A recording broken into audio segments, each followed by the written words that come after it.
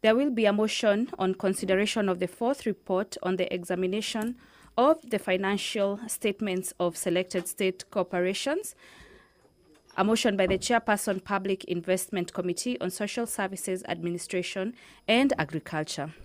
If you're just joining us, as you can see on your screens, the Speaker of the National Assembly is making his way to the chamber.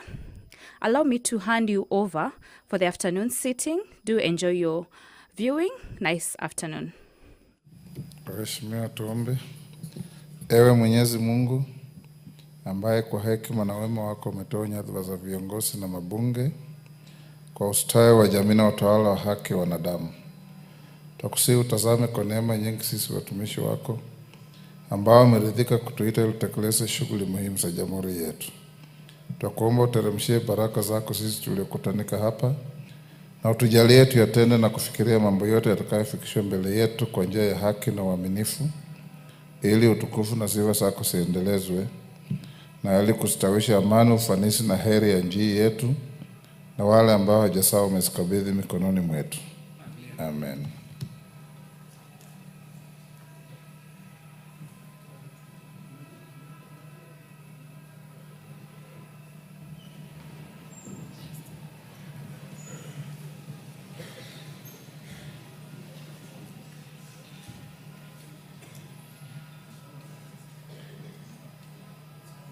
Honorable Kingara, even before the house starts, I've told you, prayer is a very, very, very solemn matter. We can't be praying and you're on phone. It is not right. Respect God. Our Constitution says we are guided by God of all creations, including you. Please don't do that again. If it is so pressing, you can step out and make your call. But we can't be praying, supplicating ourselves to God, and you are on phone in the chamber.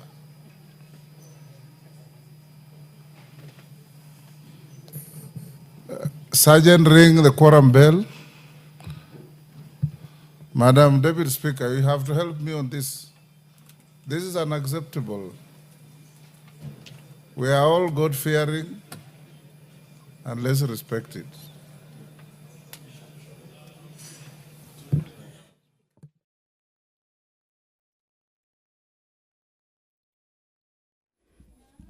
If you're just joining us, this is a live broadcast that is brought to you by the Parliamentary Broadcasting Unit in collaboration with Kenya Broadcasting Corporation. It's a live broadcast of the National Assembly this Thursday, August 7th, 2025. The Speaker has just ordered for the quorum bell to be rung. This is pursuant to Standing Order 34.1, where it states that a quorum of the House or of a committee of the whole shall be 50 members. If there's not a quorum present when the chair is taken at the time appointed for a meeting of the House, immediately after saying of the prayer, the Speaker shall order the bell to be rung for 10 minutes. And if no quorum is present at the expiration of the 10 minutes, the Speaker may direct that the bell be rung for a further 5 minutes. And if there is still no quorum present, the Speaker shall adjourn the House forthwith to the next sitting. My name is Doris Nkatha. Allow me to take you through the motions and order of business today. As I'd mentioned earlier, one of the motions that is to be considered in the House today is the consideration of the fourth report of the examination of financial statements of selected state corporations. This is a motion by the Chairperson, Public Investments Committee on Social Service Administration and Agriculture, that this House adopts the fourth report of the Public Investments Committee on Social Services, Administration and Agriculture on its consideration of the report of the Auditor General on the financial statements of the following state corporation, laid on the table of the House on Thursday, 17th October 2024. The National Social Security Fund, financial year 2019-2020, The Communications Authority financial year 2017-2018 and 2018-2019, Child Welfare Society of Kenya financial year 2014-2015, the Sacco Societies Regulatory Authority financial year 2017-2018 and 2018-2019 and 2019-2020, and the Institute for Public Policy Research and Analysis financial year 2014-2015, 2015-2016, 2016-2017, and 2017 and 2018. Thereafter, a question will be put. The Kenya Sign Language Bill, Senate Bill number 9 of 2023 by the Honorable... All right. Clerk. Yes. Order number 1, administration of oath. Order number 2, communication from the chair. Order number 3, messages. Order number 4, petitions.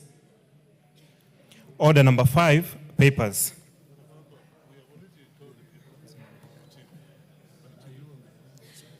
Yes. Majority Leader. Yes. Yeah.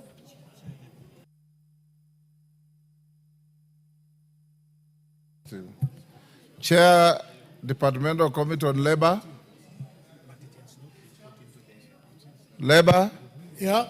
Chonga. Thank you, Chair. Honorable Speaker, I beg to lay the following paper on the table of this House today, Thursday, 7th August 25. Report on the delegation to the 113th session of the International Labour Conference held in Geneva, Switzerland on the 2nd to 13th of June. Thank you. Next. Order number 6, notices of motion. Order number 7, questions and statements. Skip order number 7. Let's dispose of orders number 8, number 9, and 10. Order number 8, motion. Consideration of the fourth report on the examination of financial statements of selected state corporations. Question to be put. Hold on. Order, members on their feet. Take your seats.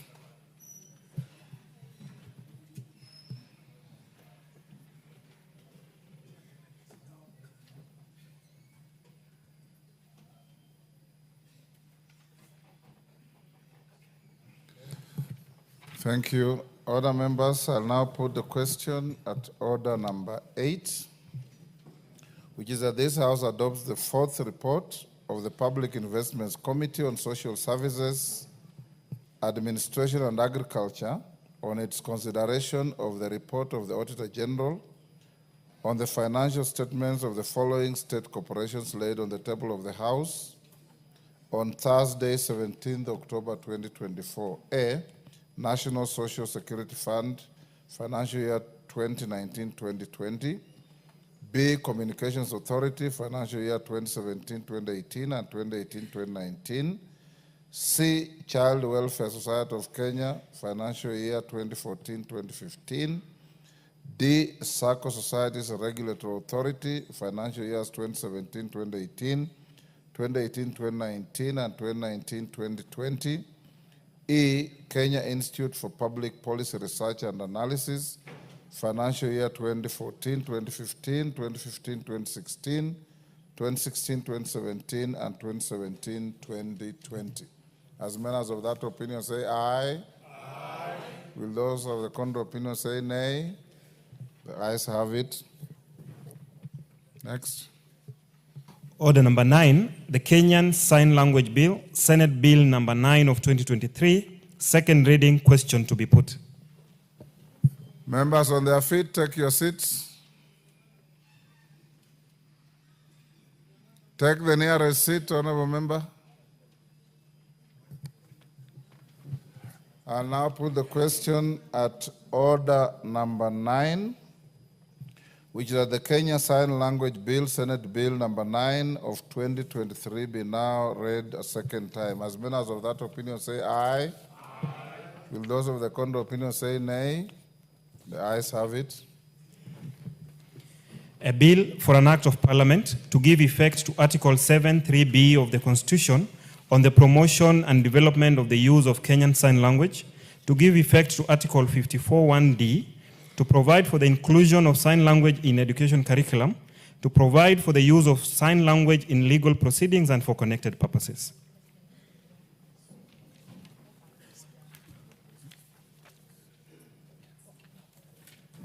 Honorable members, on the request of the majority leader, order number 10 is stepped down for further consultation. So he says, we'll go to dispose of order number 11 as well, but before it's called out, allow me to recognize in the Speaker's Gallery, AIC Kosirai Girls School from Chesumei, Nandi, Kakenya Girls School from Transmara West, Narok.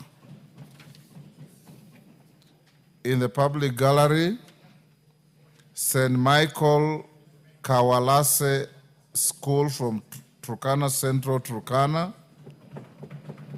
Our Lady of Fatima Academy from Moiben, Uasin Gishu. Makini School, Kisumu from Kisumu Central. Open Arms Academy from Kapsaret, Uasin Gishu.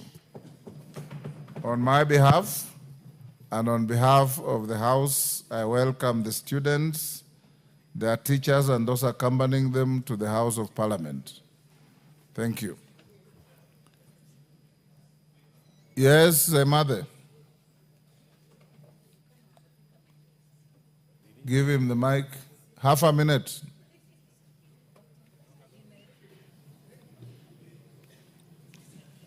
Give him the mic. You are giving... Is that Honorable Koimburi? Yes.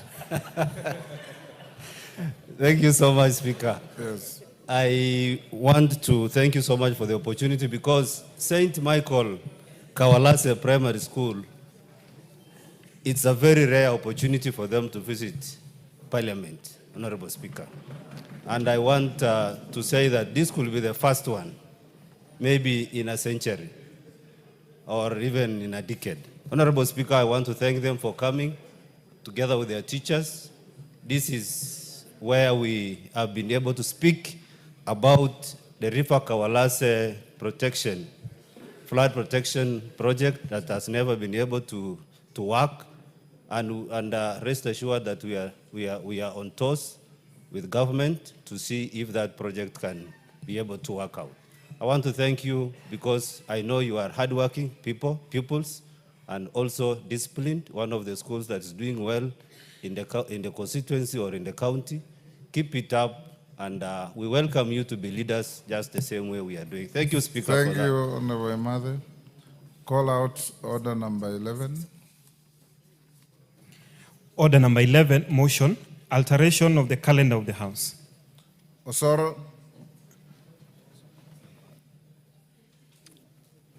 Thank you very much, Honorable Speaker. Honorable Speaker, I beg to move that pursuant, that notwithstanding the resolution of the House of 13th February 2025 and 27th May 2025, and pursuant to the provisions of Standing Order number 28(4) of the calendar of the Assembly, this House resolves to further alter its calendar so as to, 1, hold sittings on Tuesday 19th August, and I beg, Honorable Speaker, that members take note of that, that hold sittings on Tuesday 19th August 2025, commencing at 10 a.m. in the case of a morning sitting, and 2:30 p.m. in the case of an afternoon sitting, and 2, commence its long recess on Wednesday 20th August 2025, and finally, Honorable Speaker, resume its regular sittings for the third part of the fourth session on Tuesday 16th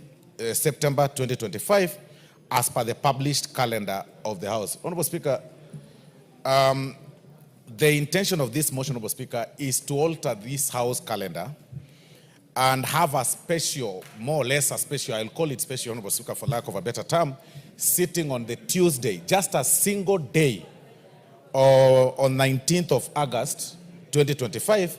And in this particular day, Honorable Speaker, that we will be holding a morning sitting.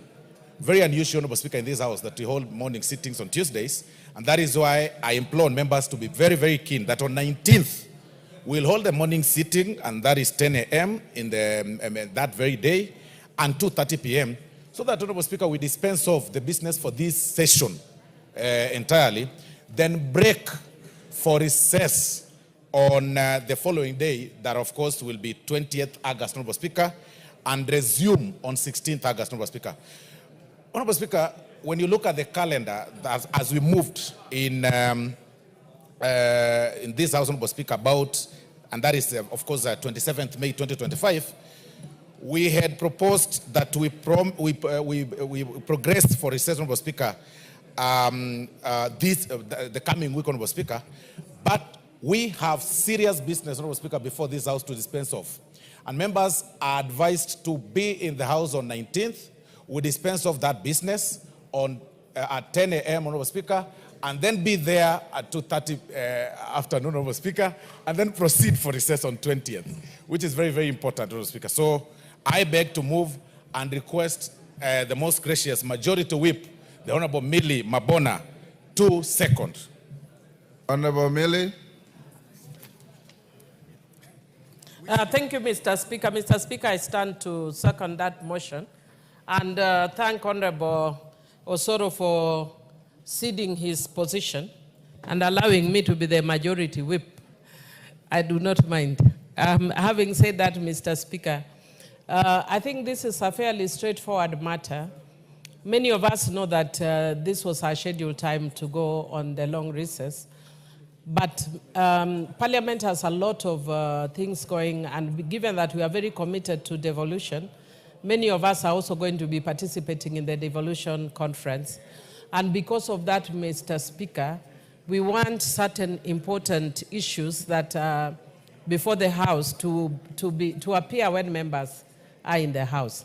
But also we do appreciate that during this period of recess, then we take time, we spend time with our children, with our grandchildren, and those who may have great-grandchildren, they also spend time with them. Otherwise, I do second. It's very straightforward. Thank you. Yes, I second. You beg to Yes, second. I do second. I said I do second. Order members on their feet, take your seats. Maclap, take the nearest seat. Haika, take your seat. Order. Wamboka, take your seat.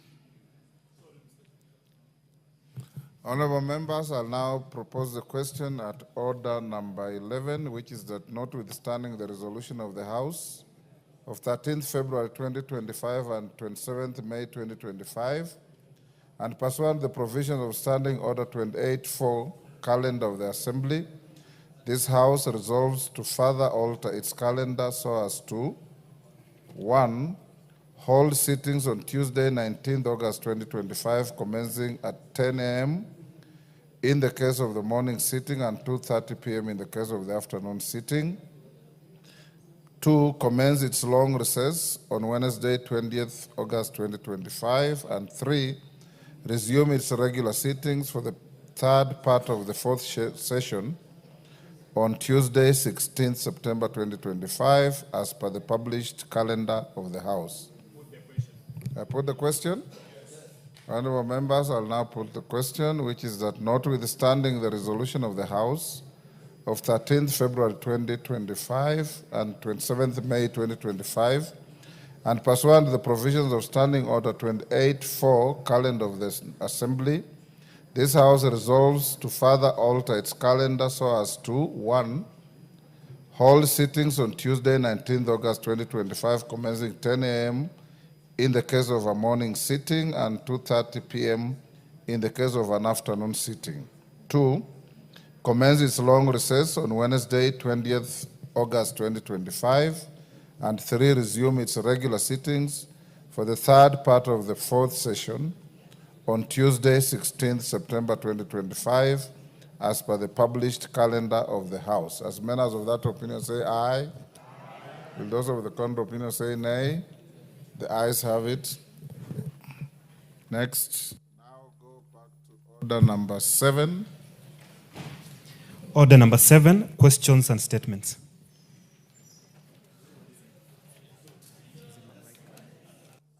Now we'll go to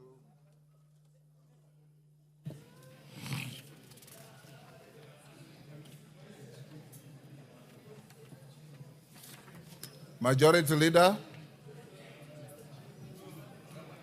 Majority Leader, your Thursday statement. All right. Honorable Speaker, if you allow,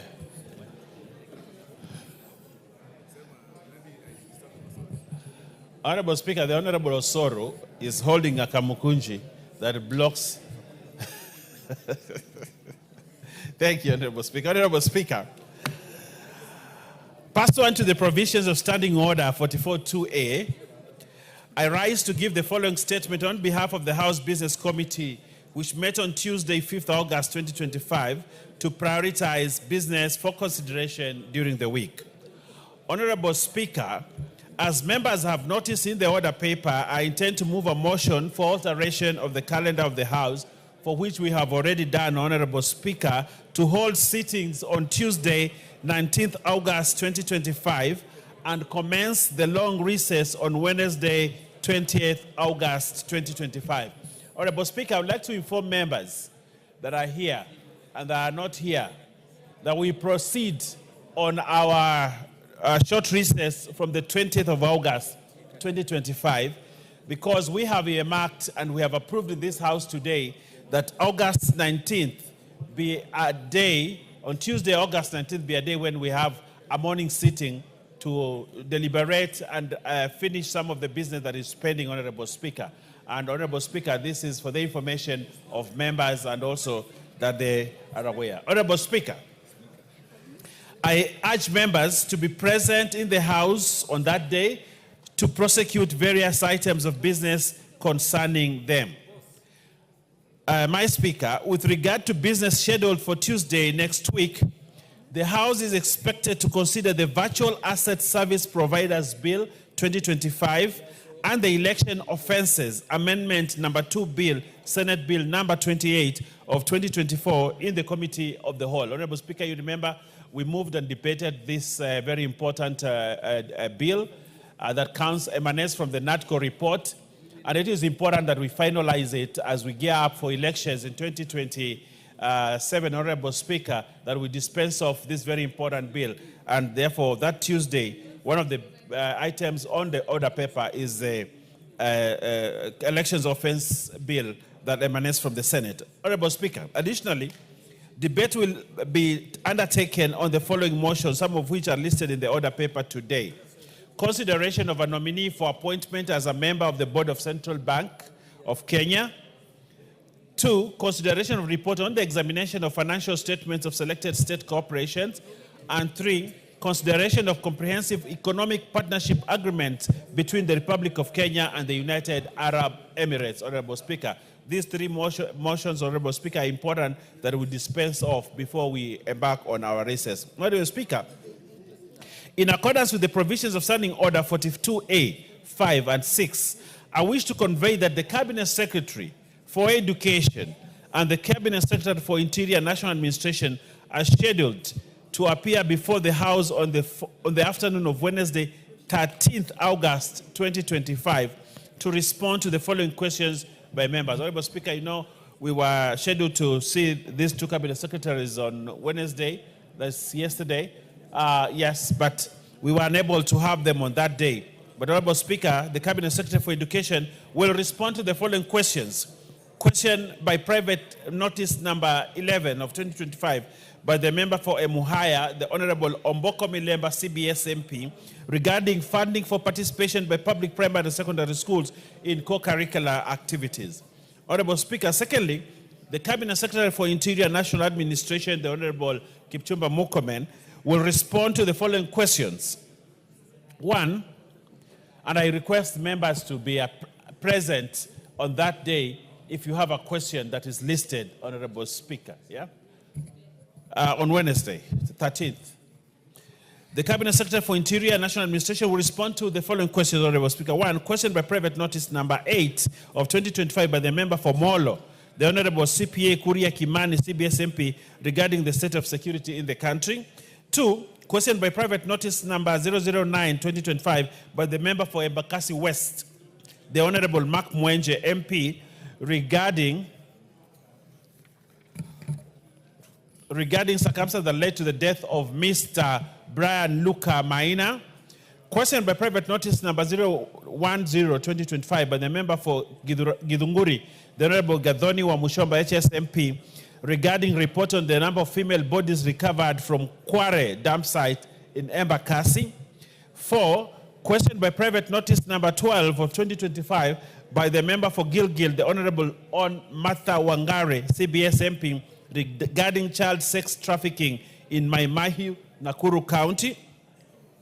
Number 5, question number 063, 2025 by the member for Arieda, the Honorable Dr. Otiende Amolo, SC, EBS MP, regarding prevention of peaceful demonstration for exercising their rights to peaceful assembly. Question number 64 of 2025 by the member for Nairobi, the Honorable Esther Pasaris, OGW, MP, regarding the non-implementation of body-worn cameras for police officers. Question number 65, 2025, by the member for Suba North, the Honorable Millie Odhiambo Mabona, CBS MP, regarding the number of people who have died in police custody in the last 5 months. Question number 66 of 2025, by the member for Seme, the Honorable Dr. James Nyikal, CBS MP, regarding psychological and mental health assessment undertaken by the National Police Service Commission during recruitment of police officers. So your question, Dr. Nyikal, is coming on Wednesday. Be here so that you can hear the minister on this. Question number 67 of 2025 by the member for Kathiani, the Honorable Robert Mbui, MP, regarding the status of drug and substance abuse in the Coast region. And question number 68 of 2025 by the member for Mombasa County, the Honorable Zamzam Mohammed MP, regarding the circumstances under which Mr. Hassan Wasionga was denied national identification card. Finally, Honorable Speaker, the House Business Committee will convene on Tuesday, 12th August 2025 to schedule business for the rest of that week. I now wish to lay this statement on the table of the House today, Honorable Speaker, and I thank you very, very much, Honorable Speaker.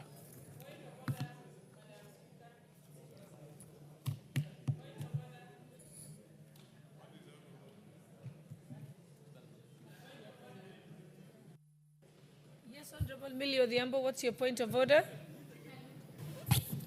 Thank you, Madam Speaker. Just out of courtesy, I wish to notify the House that on that day, we will be in Homa Bay for the devolution conference. I will be designating a member to take the question on my behalf because we have really waited for that, because one of my constituents died in police custody in Kipasi police cell. And so in terms of the way it's framed, it's general, but my question was very specific, especially in relation to my constituent who had died in police custody. Thank you.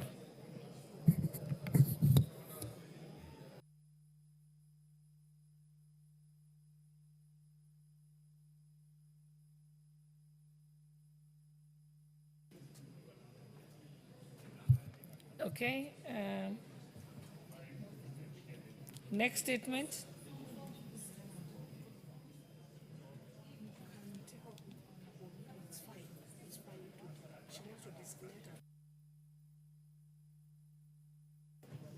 Okay, Honorable Millie, you'll get a response shortly, but we can move on to the next one. Yeah?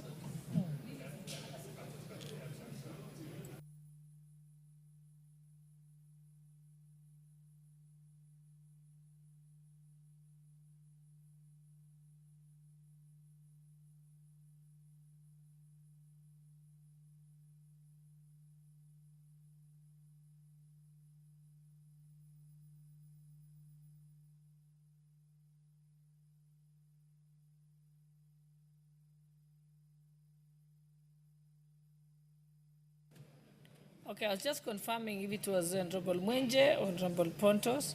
Honorable Pontos had requested for a statement from the Administration and Security.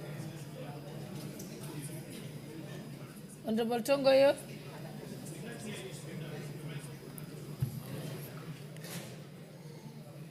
Yes, there was a statement requested by Honorable Prontos of Loima Constituency from the Administration and Internal Security. Thank you, Honorable Speaker. Honorable Speaker, I rise to request for a statement regarding the delay in appointments of chiefs and assistant chiefs. Honorable Speaker, pursuant to provision of Standing Order 44.2c, I wish to request for a statement from the chairperson of the Departmental Committee on Administration and Internal Security regarding the delay in appointment of chiefs and assistant chiefs in Loima constituency. Honorable Speaker, over the past 3 years, several interviews have been conducted for the appointment of chiefs and assistant chiefs in Loima constituency. The respective interviewing panels submitted reports outlining the qualified and successful candidates to the Ministry of Interior and National Administration for appointment. However, to date, the chiefs and assistant chiefs are yet to be appointed, particularly in Kalemnyang, Lorengipi, and Naipa sublocations, which are at the border of Kenya and Uganda. This delay has significantly hampered the delivery of essential government services at the grassroots level. Chiefs and assistant chiefs are not only critical to the coordination of public administration at the local level, but also play a key role in maintaining law and order, implementing government programs, and resolving local disputes. Additionally, they play a significant role in the civil registration process, including registration of birth and death, which are essential in planning and equitable resource allocation. Honorable Speaker, it is against this background that I request for a statement from the chairperson of the Development Committee on Administration and Internal Security on the following.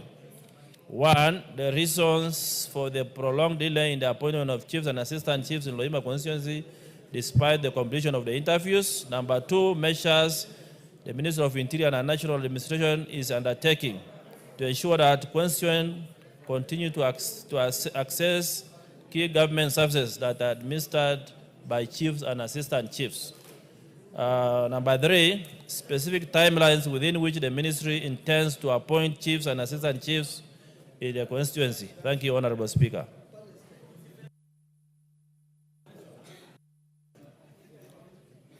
Chairperson, Administration and Internal Security, or a member? Yes, Honorable Tongoyo. Thank you, Madam Speaker. We're able to give the response to the statement in 2 weeks' time.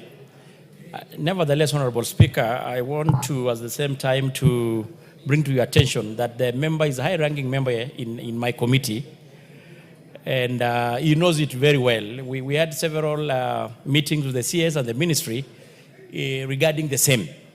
But nevertheless, Honorable Madam Speaker, I will bring a response in 2 weeks' time. Thank you. You'll have a response in 2 weeks' time. Let's move to the next statement by Honorable Mark Mwenje, member for Embakasi West, to the Education Committee.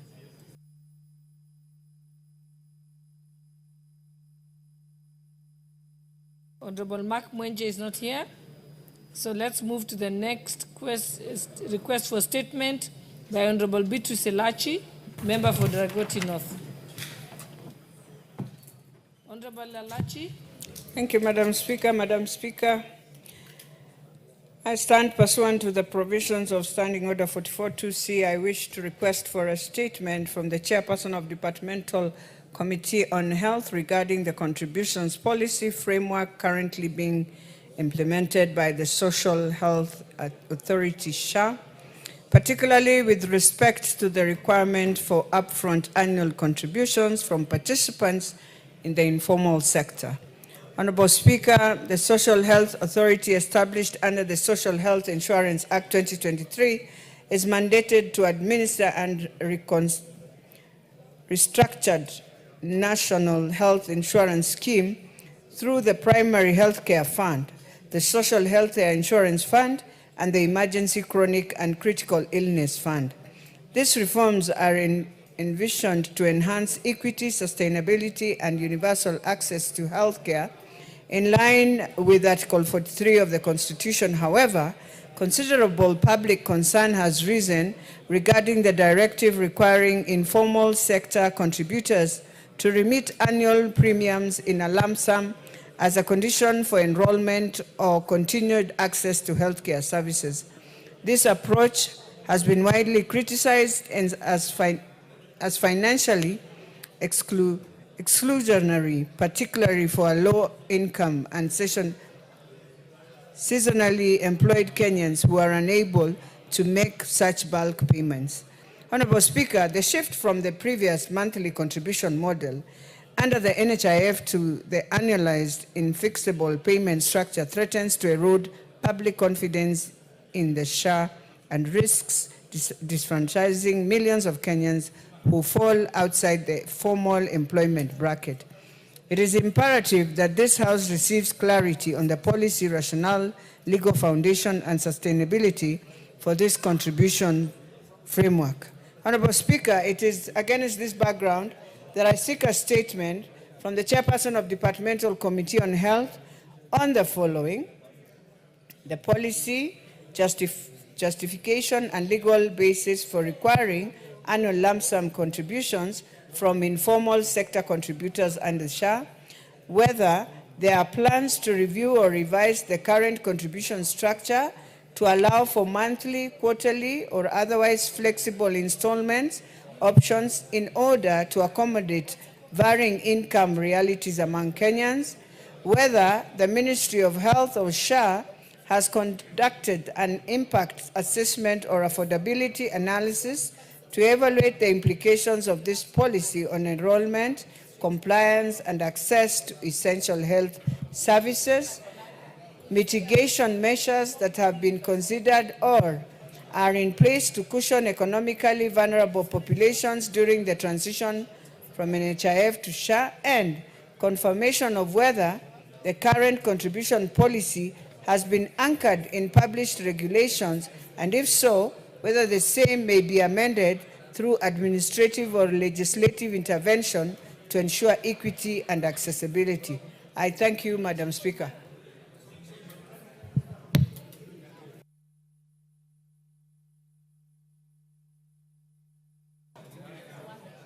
Chairperson, Education Committee, Health Committee. Health, Honorable Nicole. Thank you, thank you, Madam Speaker. That's a very important question, and we'll make an effort to get an answer, if possible, within 2 weeks. But it's fairly comprehensive, but we'll make maximum effort because it's a thing that is important to the whole country. Thank you, Madam Speaker. Thank you. Okay, you've said 2 weeks. So there is also a request for a statement by Honorable Clive Gisario, member for Kitutu Masaba. Yes, Honorable Gisairo. Thank you, Honorable Speaker. A request for a statement regarding detainment of a minor in India due to delayed payment for medical bills by the Social Health Authority. Honorable Speaker, pursuant to Standing Order 44-2C, I rise to request for a statement from the Chairperson of the Departmental Committee on Health regarding detainment of a 10-month-old baby Chloe Agnes Nyanchoka Nyang'au in India due to delayed payment of medical bill by the Social Health Authority. Honorable Speaker, baby Chloe, a declared dependent of Mr. Boniface Nyang'au Momanyi, member number CR 694-366-499-5724-9 under the Social Health Insurance Fund was referred to Miot International Hospital in Chennai, India for open heart surgery by a consultant pediatric cardiologist at Kenyatta National Hospital. The referral was authorized by the Office of the Director General for Health via a letter dated 8th April 2025 for the period of cover ending June 30th, 2025. Honorable Speaker, on 15th May 2025, Ms. Gladys Nyabonyi Asuku of National ID number 22816057 and passport number BK968376, the mother of the minor, duly signed the Social Health Insurance Fund SHIF beneficiary commitment form for overseas treatment. The total cost of treatment was stated at shillings 1,625,000, with a clear acknowledgement that the SHA Gazette tariff for overseas treatment would cover Kenya shillings 500,000. Subsequently, baby Chloe, accompanied by her mother, traveled to Chennai, India on 16th July 2025, where baby Chloe underwent open heart surgery on 21st July 2025.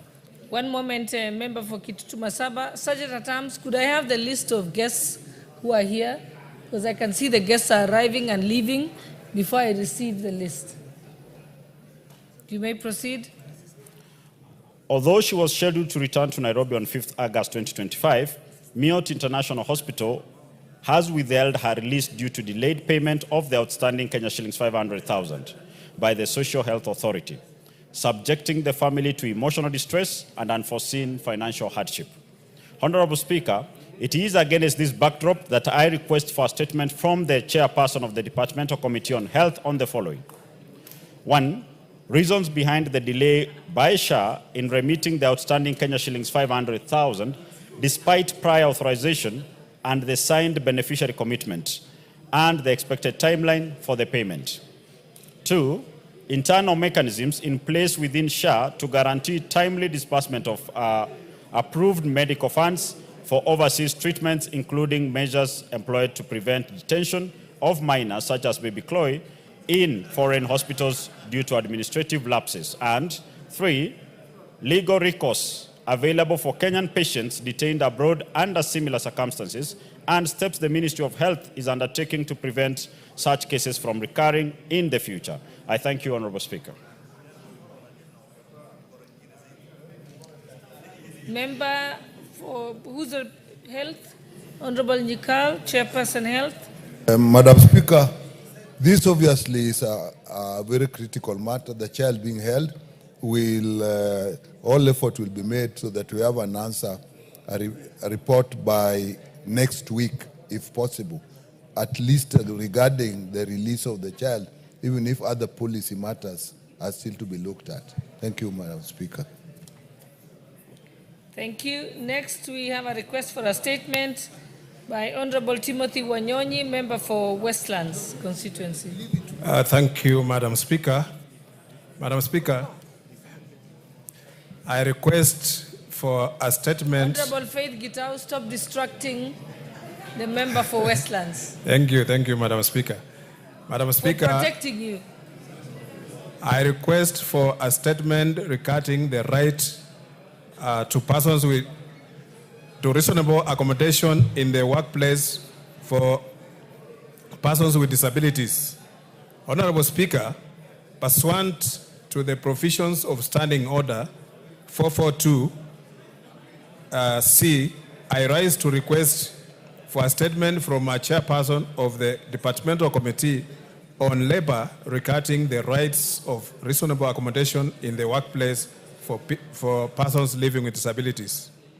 Honorable Speaker, the United Nations Convention on the Rights of Persons with Disabilities and Section 21(2)(d) of the Persons with Disabilities Act number 4 of 2025 requires every employer to carry out appropriate modifications in their workplace premises to accommodate the employment of persons with disabilities. Despite the right to reasonable accommodation, Ms. Phyllis Anyango Ouko, who serves as a Director Administration in the Ministry of Interior and National Administration and is a wheelchair user, was recently relocated from the first floor to the 8th floor of the Harambee House. The decision for the relocation was reportedly made without consideration for her accessibility needs, jeopardizing her well-being.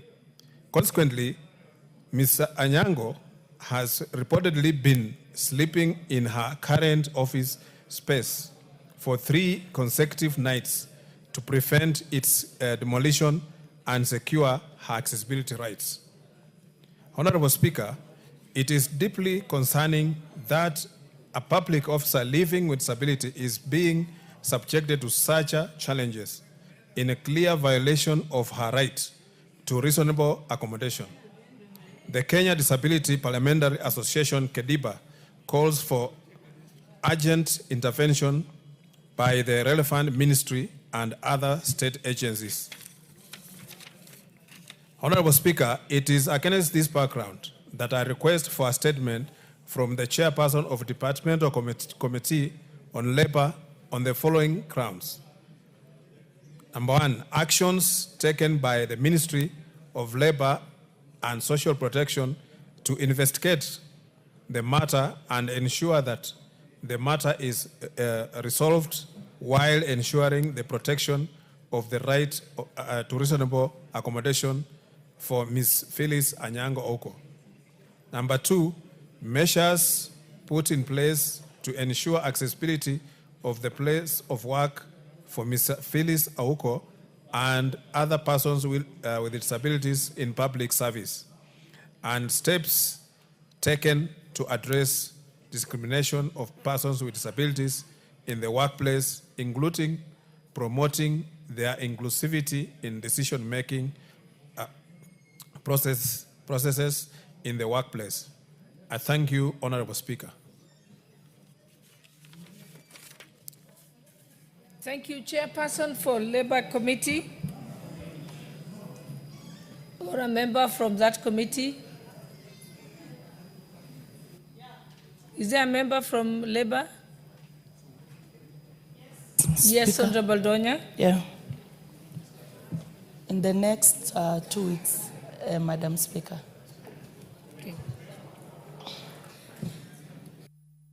Someone just murmured that 2 weeks is too long. Point of order, Honorable Pukose. Honorable Speaker, you know I'm standing in for the majority leader, and therefore 2 weeks I think is a very long period of time, considering what the honorable member has raised, that she's been sleeping in the office for the last 3 nights. And I think we cannot keep her sleeping in that office for the next 2 weeks. I'll direct that the committee gives a response within a week's time so that that matter is resolved urgently. Honorable Donya, do you think your committee can do it in 1 week? Especially considering we are going on recess. Oh, well guided, Madam Speaker. I'll give the communication. Thank you. Okay. And before we proceed to the next request for statement, which will be made by the Honorable Walter Owino, member for Awendo, allow me to recognize the presence of Mother Kelvin School from Kandui Constituency, Bungoma County, who are seated in the Speaker's Gallery. And also seated in the Speaker's Gallery are staff members from Bomachoge Barabu, staff members from the constituency of Bomachoge Barabu, and from Kisii County. And I think on behalf of members of Parliament and the substantive Speaker, I'm going to give the Member of Parliament to welcome them on our behalf. Proceed. Mike. Thank you so much, Madam Speaker. Madam Speaker, I'd like to say I'm twice lucky because you've allowed me to be able to also welcome my staff, Bomachoge Borabu constituency staff. Yesterday, I was given another opportunity to welcome Kenyenya Junior Academy to the Parliament chambers. Madam Speaker, I would like to welcome the staff of Bomachoge Borabu to these chambers. I would like to remind them that they are in their positions because of the goodwill that the people gave to us, and I would like to encourage them to continue to support me so that we can be able to give our people the best services possible. I also wish to say that they should continue to enjoy Parliament premises as much as they can, because there's a common saying that you cannot create experience, you have to undergo it. So because of their arrival in the chambers today, they are able to see practically what it means to legislate, oversight, and represent the people of Bomachoge, Borabu. Thank you so much, Madam Speaker. Thank you. And on behalf of myself and the Honorable Speaker, I welcome you to the House of Parliament. And also seated in the public gallery, I wish to recognize the following schools: Father Walistra Academy from Kandui Constituency, Bungoma County. We also have Rihanna Primary School from Kasarani Constituency, Nairobi County. We also have Mutamayu Primary School from Kinangop Constituency, Nyandarua County. Also St. Clair Primary School from Chesumei Constituency, Nandi County. And also Marigat Academy from Baringo South Constituency, Baringo County.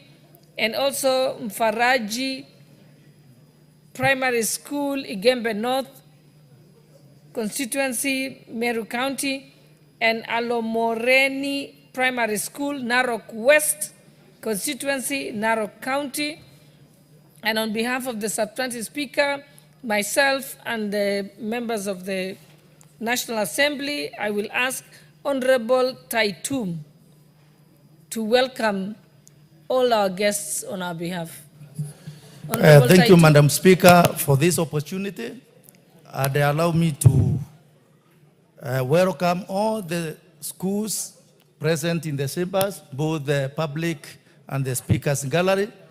This is the institution that oversights, legislates, and represents the Kenyans' interest.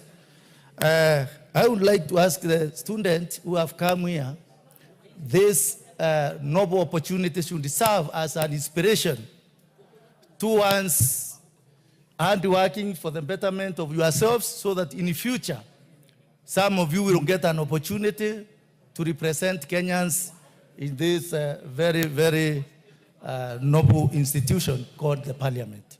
Welcome. Thank you very much, Madam Speaker. Thank you, Honorable Member for Itaitumi. I now call upon a statement to be made by, a request for a statement by Honorable Walter Owino, Member for Awendo, addressed to the Ministry, the Committee on Trade, Industry and Cooperatives. Thank you, Madam Speaker. This is a request for a statement regarding non-payment of retirees' deposit by non-compliant SACCO societies. Honorable Speaker, pursuant to the provisions of Standing Order 44.2c, I rise to request for a statement from the chairperson of the Departmental Committee on Trade, Industry and Cooperatives regarding the non-payment of deposit shares to retirees by various savings and credit cooperative organizations, SACCOs. Honorable Speaker, there is a growing concern over the number of retirees, many documented by the Retirees Welfare Association of Kenya, who are unable to access their funds due to non-compliance by several SACCOs. Despite numerous letters and appeals to the Office of the Cabinet Secretary for Cooperatives and the Chief Executive Officer of SACCO Societies Regulatory Authority, SASRA, no meaningful progress has been made. This has occasioned great suffering and financial disgrace among retired members, many of whom are not pensionable and rely solely on their SACCO savings for post-retirement livelihood. Honorable Speaker, the association has cited cases from SACCOs across the country, including the AFNA SACCO, Transcom SACCO, Migori Teachers SACCO, Bungoma Teachers SACCO, Nairobi Jitegeme, and Kenya Union of Sugarcane Plantation Workers, among others. These SACCOs collectively owe deposit to thousands of members, some with as many as 1,034 retirees yet to be paid. Regrettably, there is no ring-fence legal framework setting timelines for refunding retirees, nor are there binding disciplinary consequences for non-compliant SACCOs. Furthermore, online fraud, internal collusion have been reported, further endangering retirees' funds. Honorable Speaker, It is against this background that I seek a statement from the chairperson of the Departmental Committee on Trade, Industry, and Cooperatives on the following. 1. List of SACCOs that are yet to refund retirees' deposits and indicate the actions taken against them. 2. Plans by the ministry to develop a regulatory framework that safeguards deposits and sets clear timelines for refunding retirees their deposits through SASRA. 3. Measures being taken to hold SACCOs officials who intentionally delay or deny payments to retired members accountable. And 5, steps in place to ensuring fence refund timelines for retirees and disciplinary actions tied to delayed refunds, especially retirees' proposals for 10% penalty levies on delays, and legal recognition of deposit shares under the Retirement Benefit Authority, RBA, Madam Speaker. And kindly, Madam Speaker, allow me to say something on this outside the request for statement. I wish to emphasize that the retirees affected by this matter have knocked on every door available to them, including your office and that of the clerk. It is for this reason that I felt compelled to take up this issue, not only as a representative, but also as a moral obligation to those who served this country diligently, and more so, as a voice for those who have been systematically ignored. These are citizens who have no salaries, no pensions, only their SACCO savings to depend on. I therefore urge that this matter be taken up with utmost urgency and seriousness, and that the CS provides an elaborate response to the statement, Madam Speaker. Thank you.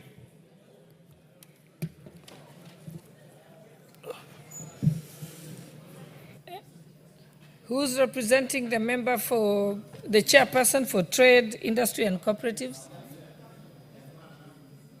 Yes, proceed, Honorable Owundo. Speaker, in the absence of the chair and the vice chair, I will undertake to transmit the request for statement, and we request him, being a weight matter, it has been with us for many years, it allows us 2 weeks after the resumption of the sitting of the House, sometimes towards the end of early September, so that we can get adequate responses to the request. Thank you, Honorable Speaker. Is that sufficient, Honorable Owendo? Member for Owendo, Honorable Owino? That is okay, Madam Speaker. Thank you. Yeah. All right, now let us proceed for a request for a statement by the Honorable Member for Nairobi County, Honorable Passaris. Thank you, Madam Speaker. Honorable Speaker, pursuant to the provisions of Standing Order 43, I wish to make a statement regarding the 27th anniversary of the 1998 US bombing in Nairobi. Honorable Speaker, I rise today with a heavy heart, yet with hope to mark the 27th anniversary of the 7th August 1998 bombing of the US Embassy here in Nairobi. That devastating attack claimed the lives of 218 innocent individuals, injured over 5,000, and left thousands of families shattered.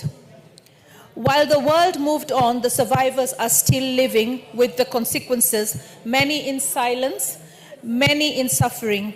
During this year's commemoration at the 7th August Memorial Park, I listened to survivors like Douglas, who lost his sight in the blast, Beatrice, who lost her husband, Masharia, who lost both parents. Their stories are not just heartbreaking, they are a call for conscience. Honorable Speaker, many survivors are still waiting for justice, recognition, and compensation. While the US government took responsibility for its citizens, Kenyan victims were left behind, neglected in both care and recognition. Their ongoing case has not delivered closure or relief. They are now seeking an audience with His Excellency the President and with the relevant arms of government to present their plight directly on issues such as education, healthcare, assisted devices, and long-term economic support. Honorable Speaker, I appeal to you and the leadership of this House to help facilitate this audience. These survivors are not just seeking charity, they are seeking dignity, justice, and a place in national memory.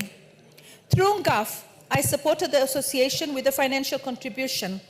I also pledged Kenya shillings 250 through the Wezesha Mama Inua Jamii initiative. We will be providing also as GAF 50 bursary forms and have secured a donation of white cans from Math Charitable Trust, an affiliation of Embracing the World, for those who lost their sight, to restore some measure of independence and dignity. However, the government support must go beyond token gestures. It must be structured, sustained, and dignified. As we remember the lives of those lost on that tragic day, let us also renew our responsibility to the living survivors. They should not suffer in silence, not 27 years later. Honorable Speaker, I urge this House to help deliver them the audience they seek and the justice they deserve.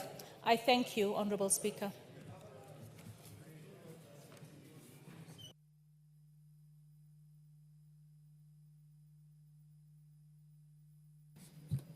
Well, this is a personal statement, so there will be no comments on it. Honorable members, allow me to recognize in the public gallery DEB Kabachi School from Mbeere North, Embu County, and St. Mario School from Kisumu East, Kisumu County. Join me in welcoming them to the institution of Parliament as they observe the proceedings of the House. The next chance will go to the member for Migori, Honorable Fatuma.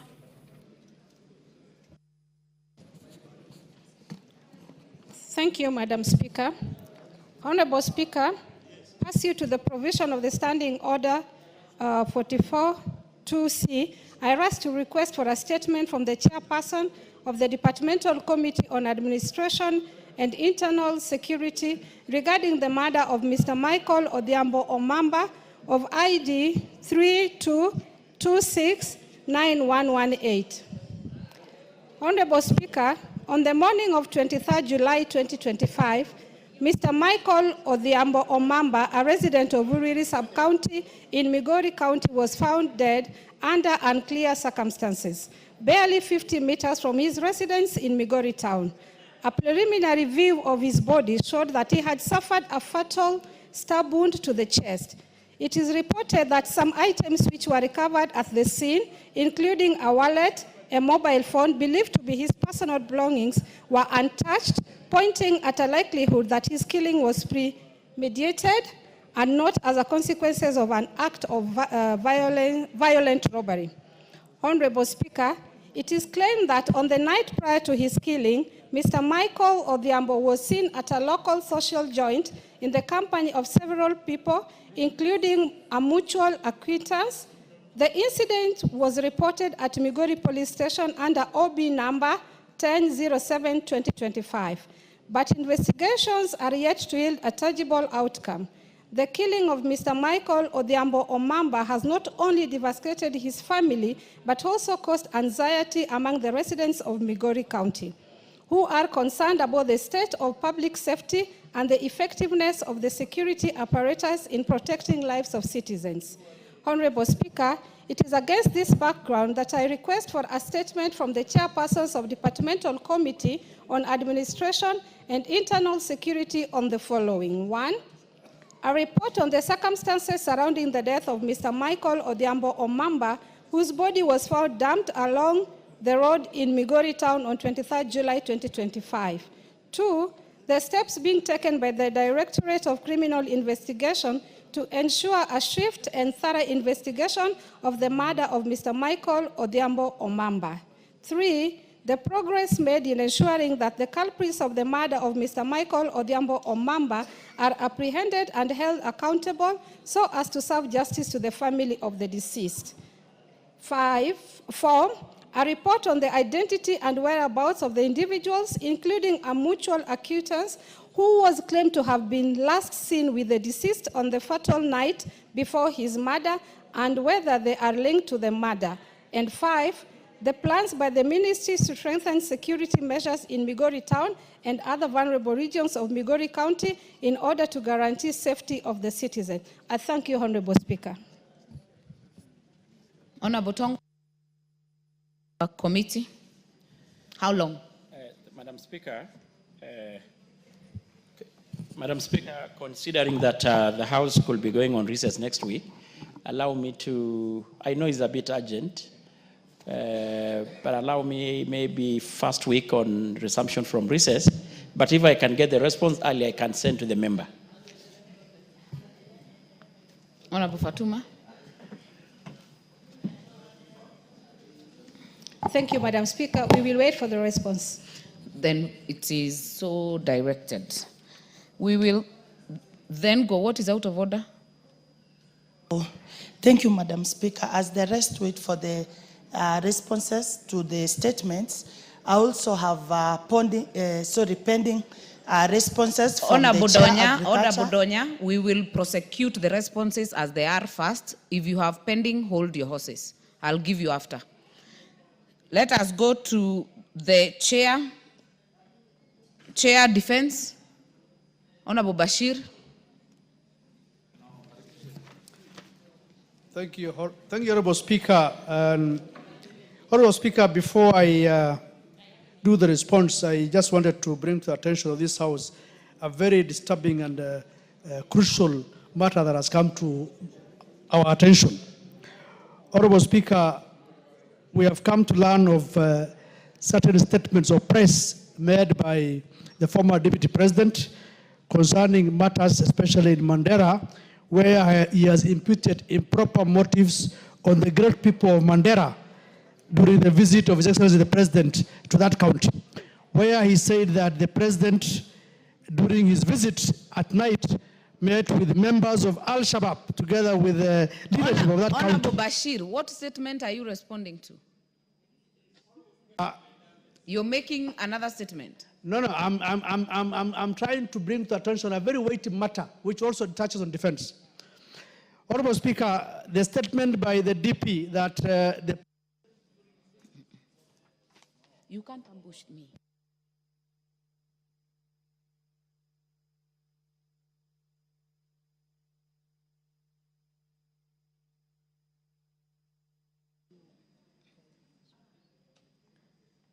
I was confirming, Honorable Bashir, you know I'm in your committee, and this is a house of record, so I'm confirming because I called you to respond to a statement first. Respond to the statement first. Yeah.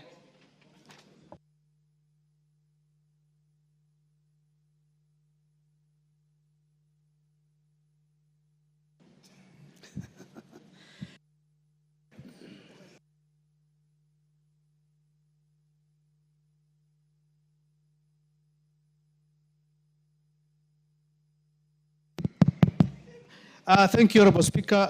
Well guided. Honorable Speaker, the member for Turkana North Constituency, Honorable Ekon Nabin, MP, pursuant to provision of Standing Order 442C, requested a statement from the Cabinet Secretary for Defense regarding the security situation in Todonyang, particularly the massacre of civilians allegedly by the Dasanach militia from Ethiopia on 22nd February 2025. The member specifically sought to be informed on the following. A report on the status of investigations into the Todonyang massacre that occurred on 22nd February 2025, including the steps taken to collaborate with the Ethiopian authorities.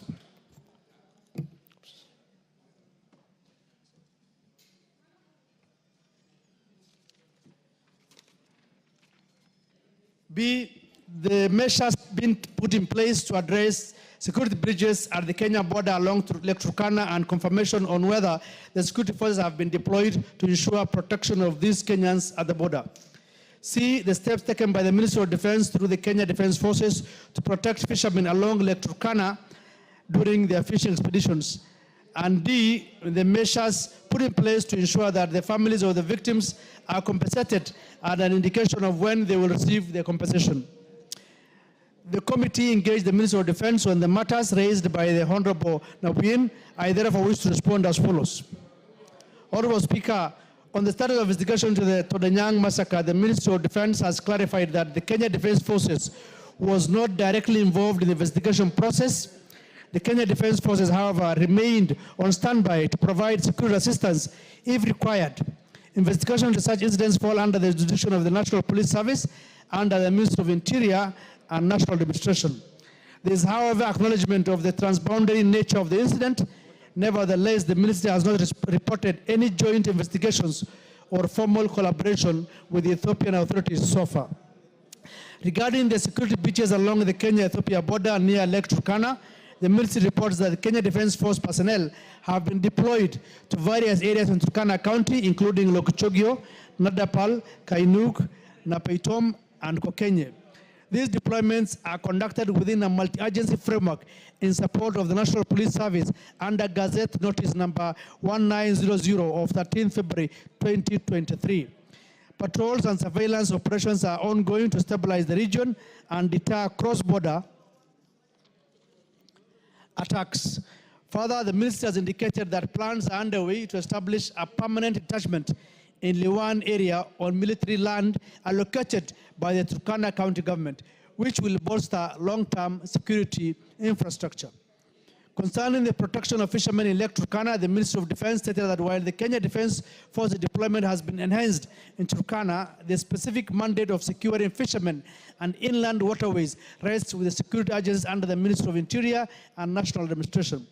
However, the Ministry affirms its continued commitment to supporting civil authorities within the existing operational frameworks when required. On the matter of compensation to the families of victims, the Ministry of Defense has not received any formal claim or request for compensation as of the date of the response. Consequently, no compensation arrangements have been made or timelines established. This indicates a potential gap in communication between the affected families and the relevant state institutions responsible for restitution and redress. Honorable Speaker, the Ministry further emphasizes that the deployment of the Kenya Defence Forces to Turkana was undertaken pursuant to Article 2413B of the Constitution to assist in restoring peace and order in areas afflicted by banditry and intercommunal conflicts. While significant gains have been made in reducing insecurity through the civil-military cooperation, CIMIC, and the community engagement initiatives, the Ministry acknowledges the continued challenges posed by cross-border incursions. I submit. I thank you, Honorable Speaker. Very well. Is a member in the House? Yes. Honorable Quorum. Thank you, Madam Speaker. Madam Speaker, the response is not satisfactory because, Madam Speaker, from my understanding of the existence of KDF, under Article 3421(3)(a), the responsibility of KDF is defense and protection of the sovereignty and territorial integrity of the Republic. Madam Speaker, it seems the CS doesn't understand the location of Todonyang. Todonyang is located at the border of Kenya and Ethiopia, and the attackers were Ethiopian militia, and therefore it was an external aggression, an external incursion. And I thought this calls for the intervention and the response by KDF. Madam Speaker, the CS discusses deployment of KDF internally. She has mentioned areas that are within the country. We are talking about an external aggression. So, Madam Speaker, I want to request that you direct that the CS appears before that committee together with myself so that she will be able to give more information, because the Turkana people are looking forward to a response that has not been forthcoming in the last 6 months. People in Todonyang. You've put your point. You've put your point. Okay, thank you. Let's hear the chair first. Thank you, Honorable Speaker. Honorable Speaker, we have noted the concerns of the Honorable Member, and I think most appropriately we will be able to get back to the Ministry on those concerns. We are aware that the issues of internal deployment and external deployments So certainly his concerns are also valid, but we will get back to the ministry to further elaborate on this matter so that the member can adequately be satisfied on the same. So we'll get back to the ministry. How soon? I think because we are going on recess probably, and probably within 2 weeks, even if it is giving him directly the response, that could be appropriate. So within 2 weeks, we will be able to get response from the ministry. Honorable Quorum, is that agreeable? Thank you. Thank you, Chair. Now I'll indulge you on the other matter, which is not on my desk. Thank you, Honorable Speaker. Honorable Speaker, I just wanted to bring to the attention of this House and the Kenyans at large that the former Deputy President made a press statement while in the U.S. Imputing improper motives on the great people of Mandera and the Kenyan Somali community at large, where he claimed that during the President's visit to Mandera, the President personally met with the members of Al-Shabaab together with the members of the leadership of that country. Honorable Speaker, these are very outrageous and reckless statements, especially coming from someone who was once a Deputy President. It's unfortunate that these kind of statements further indicate that the kind of gap that exists between people who serve in high offices and those who are currently serving. Honorable Speaker, he also indicated that the abolition of vetting process to especially the Somali community and people living within the borders is ill-advised and that IDs will be given to terrorists. Honorable Speaker, that means that the Kenyan Somali community, according to the former Deputy President, are all terrorists, that they don't warrant to be given ID cards. It's unfortunate that this is not the first time the former Deputy President has profiled the Kenyan Somali community. Not once, not twice, not thrice. And it's unfortunate that it's coming from him. And two, he also goes ahead and says that while in the US, he's going to give information and names to the US government on matters that has transpired between the President and what he alleges to be meeting with Al-Shabaab and other elements. Honorable Speaker, first and foremost, Kenya is not a colony of any country, including America. America and Kenya are mutual countries with mutual respect. We gain from America, they gain from us. Honorable Bashir, keep it short. Okay, Honorable Speaker. So, Honorable Speaker, my point is that, you know, in our Somali culture, when somebody goes berserk or is mentally disturbed, they are chained in their family tree. And I want to ask the family that please chain one regarding Gachagua, because what he is saying and what he is speaking is tantamount to somebody who is mad and mentally disturbed. Honorable Njeri, what is out of order? And at this point, Honorable Speaker, we know that if someone is mentally incapacitated, it is a case of he's mad. A doctor giving a medical report in regard to that. Is Honorable Bashir a doctor? Has he evaluated His Excellency, the former Deputy President Rigathi Gachagua? Can he substantiate those claims? This is a serious house. We do not want drama here. We have serious national matters to be discussing.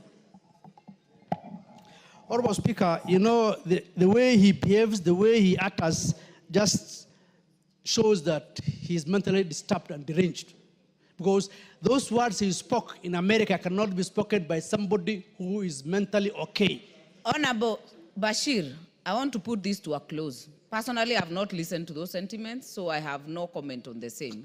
But I would want us to be parliamentary and wind up this debate for 30 seconds. Wind up. Honorable Speaker, I agree with you. My point is that Rigathi Gachagua was once a deputy president, and the words and statements that he makes should befit the office that he once held. And he's somebody that is actually of importance to us, because while he's speaking out there, talking ill of this country, and in fact, I will also say, because he is a security threat to this country, let him stay in America and don't set foot in this country again. Thank you, Honorable Speaker. Honorable Bashir, what is out of order? Honorable Bashir, you know there are many avenues of bringing matters to this house. You are actually free to be on record if you want to bring a motion, but I want to put that matter to rest at that point.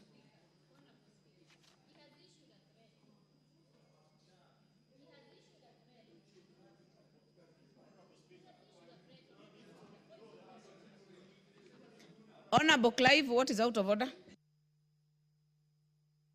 Honorable Speaker, it is wrong for the honorable member to say that the former deputy president should not step into this country.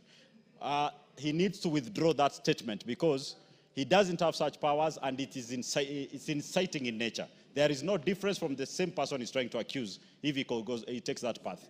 He needs to withdraw. Honorable Undo.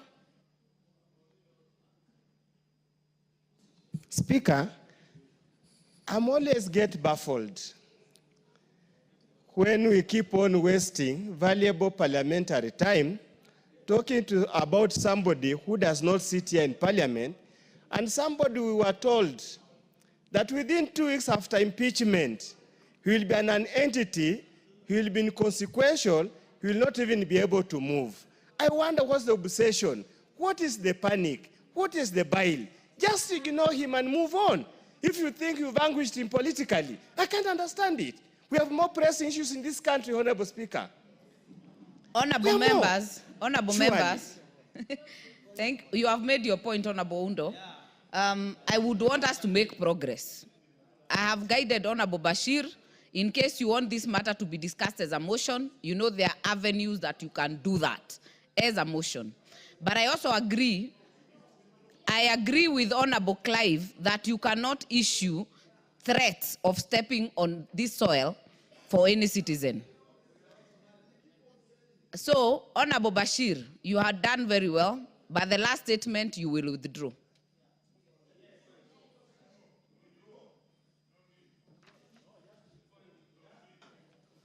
Honorable Speaker, I think there are so many other personalities that have been asked not to step to this country, and they're out there. In fact, those ones are even done illegally. This man is a threat to national security, the way he's speaking.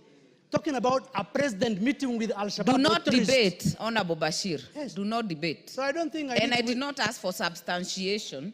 I said withdraw the last statement. All the other things you can say. He has talked ill about the Somali community more than once, and I think that man, no. We'll even prosecute him on civil courts. I'm not withdrawing. Yeah.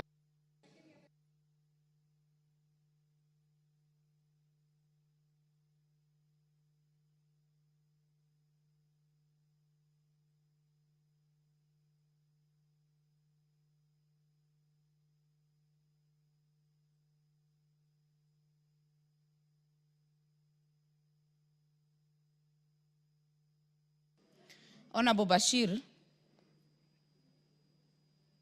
standing order number 107A, a member commits an act of gross disorderly conduct if the member A defies a ruling or direction from the speaker or chairperson of committee. I'm not done.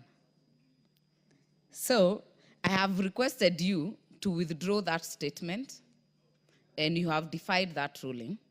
I will ask you to withdraw from the chamber.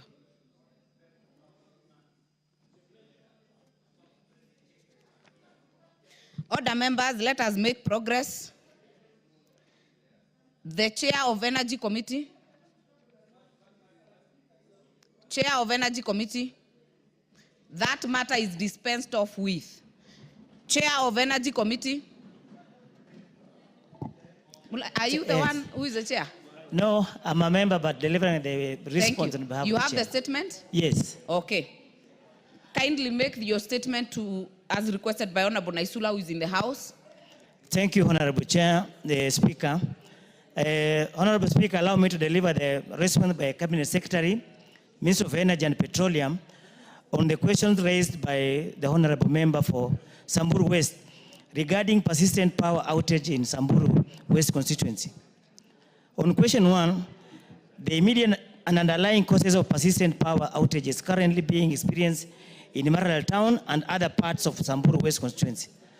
Honorable Speaker, Samburu West constituency, including Maralal Town, is served by the 33 kV line originating from Lanet Nakuru through Nyahu Town.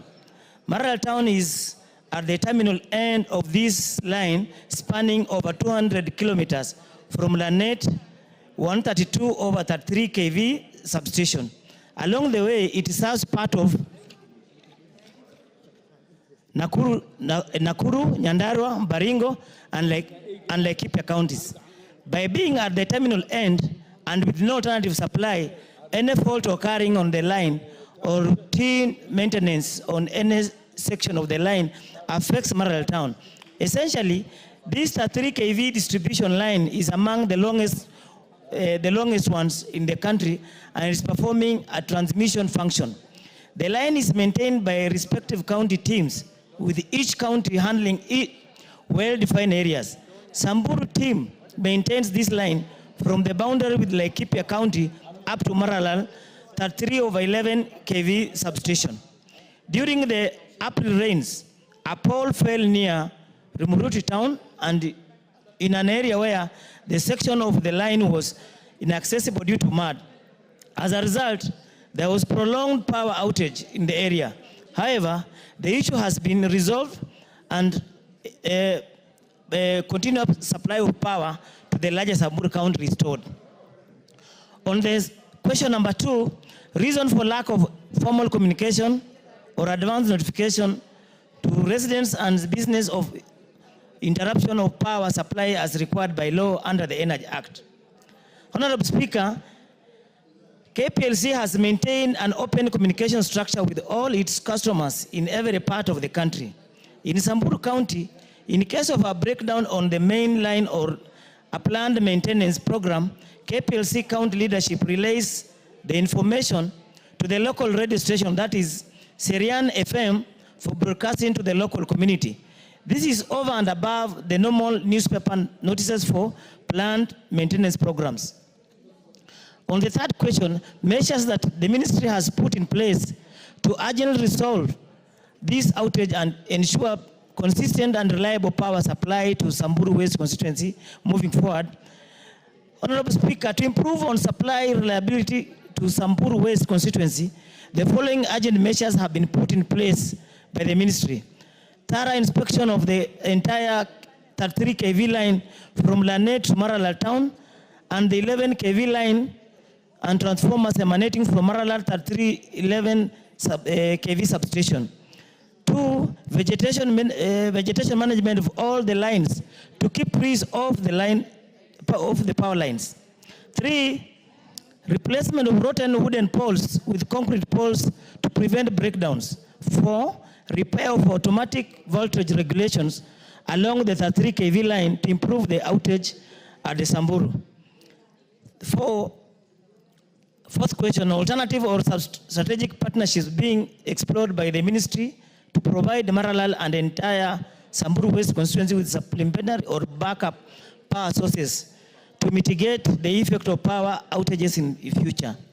Honorable Speaker, to ensure power reliability and stability in the larger Samburu area, the following initiatives are being put in place in the medium term. 1, Ketraco's new Nanyuki Rimuruti 132 kV transmission line and a 132/33 kV Rimuruti substation are at advanced stage with a scheduled completion date of December 2025. KPLC is also constructing a dedicated line from Rimuruti, a 132/33 kV substation to Maralal town, a 33/11 kV substation, and stop relying on Lanet 132/133 kV substation, that is in Nakuru County, as the primary source. This will leave Nyahururu link as an alternative and hence greatly improve supply of reliable and capacity enhancement of power supply to Samburu County. 2, KPLC is also exploring for another alternative supply to Maralal from Isiolo through Wamba town.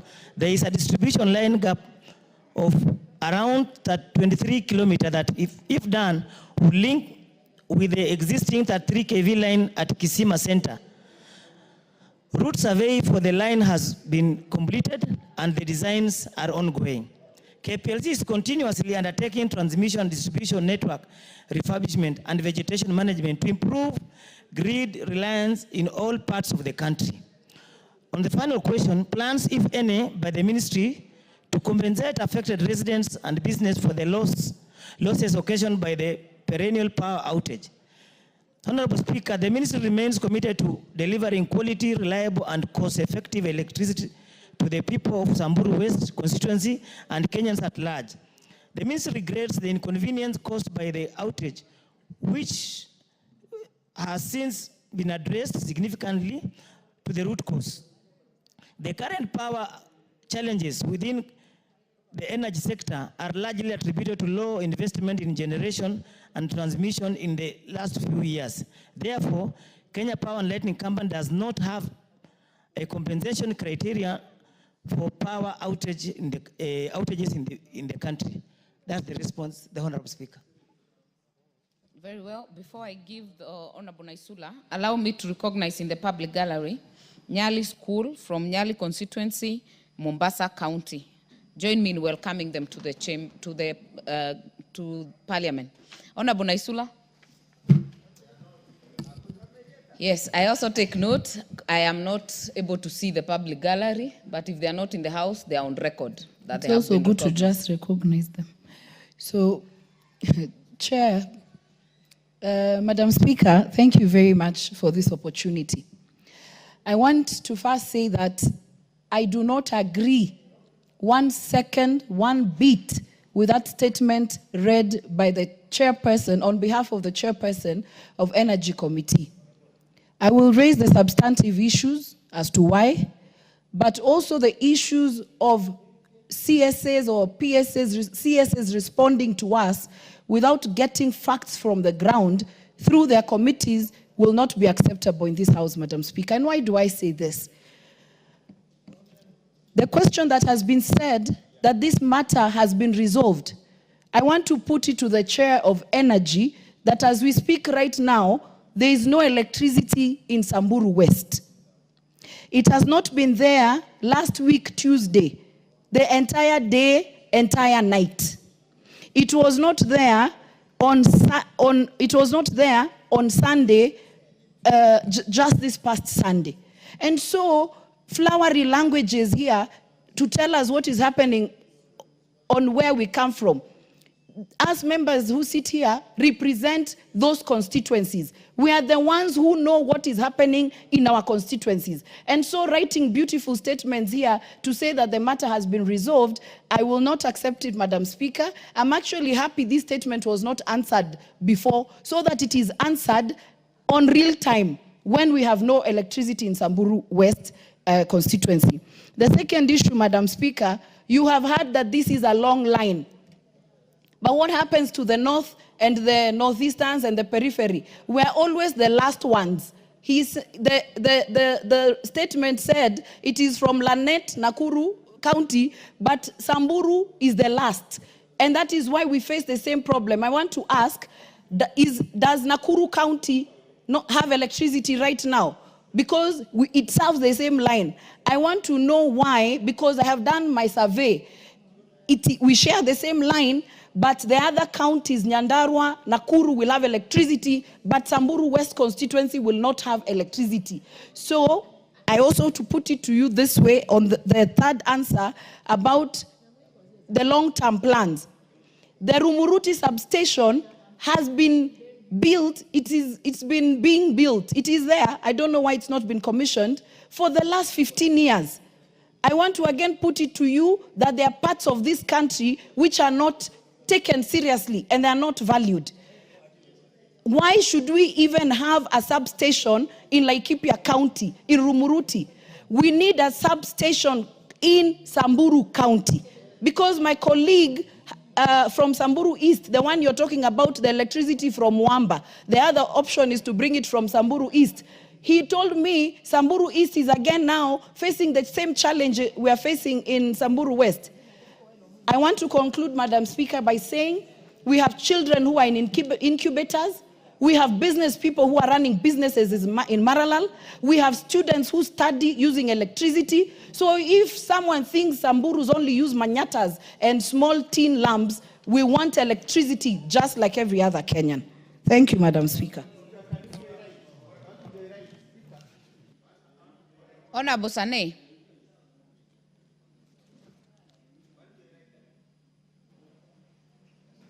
Madam Speaker, Kenya Power and Lighting Company is a public company. I can't understand what exonerates them from negligence when there are outages.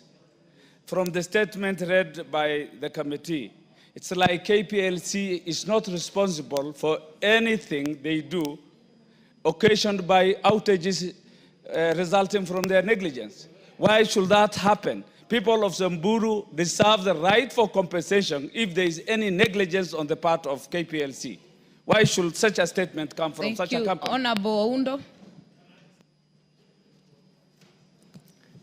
Honorable Speaker, sometimes we say the rich also cry. Honorable Speaker, the reader, whoever has represented the chair happens to come with the same county like mine. And whenever, Honorable Speaker, it drizzles, not stop even raining, when it drizzles, almost the entire Busia County, power goes off. Almost the entire Busia County, power goes off. I hope as he has read a false statement, a misleading statement, he will also, when they come to rectify the statement, he will also raise the issue of Busia and never ask. Honorable Oundo, you know you can raise the issue of Busia. Even no, I'm sending him because he's a member of his ranking, he's a senior member of the committee. Do not cast aspersions on your colleagues. No, so I'm just saying, when the cabinet secretary is coming or the permanent secretary is coming, principal secretary is coming to answer, I hope I'll be aware so that we also pick up the issue of intermittent power failure in many of the outlying areas of this country. Most of Busia County and Funyula constituency as a whole, and I know it extends to Kenya as well. Thank you. Honorable Owen. I want to speak as a member of Kilifi North, Honorable Speaker. And I want to say this, you know, it is time that we allow competition in the energy sector. That this Kenya Power is the reason why we do not have power. Because of the monopoly that they have. And they behave the way they do and give us that kind of replies to this House just because they are a monopoly. But I think as Parliament, we have responsibility to make law, to publish sessional papers, and one sessional paper that we need to bring here is the split of that KPLC, so that we diversify the market. Anybody who has money to invest in the energy sector, and other countries actually have done well in the energy sector because they don't have monopoly in that sector, Honorable Speaker. So I think the energy team that is here, the Committee on Energy, including my friend who read that, and we want to exonerate you. You are doing your duty as a member of Parliament for your area, but also as a legislator in the National Assembly from that area, not for that area. Oundo, I think that was unfair on your friend. But I also want to say this. It was very, very unfair on your colleague. But I want to say this, Honorable Speaker. That Energy Committee needs to push a motion in this Parliament to give other players an opportunity to distribute power, to buy power from KenGen and distribute, and not just KPLC. Because the mess that we have, you tell KPLC, connect my house. They give you a bill, Honorable Speaker, of a transformer, of wires, of poles, totaling to almost 10 million. So that they make it impossible to put the grid to the poorest areas in this country. And because they do that, those areas continue to be poor. Honorable Speaker, as a House, I think, and I want to challenge the committee, please bring a sessional paper to this House so that we allow other players who have resources and money to distribute power and not just KPLC. I support you, Honorable Suda, and the faith that your people suffer, the same faith that my people suffer, whether I'm in government or not.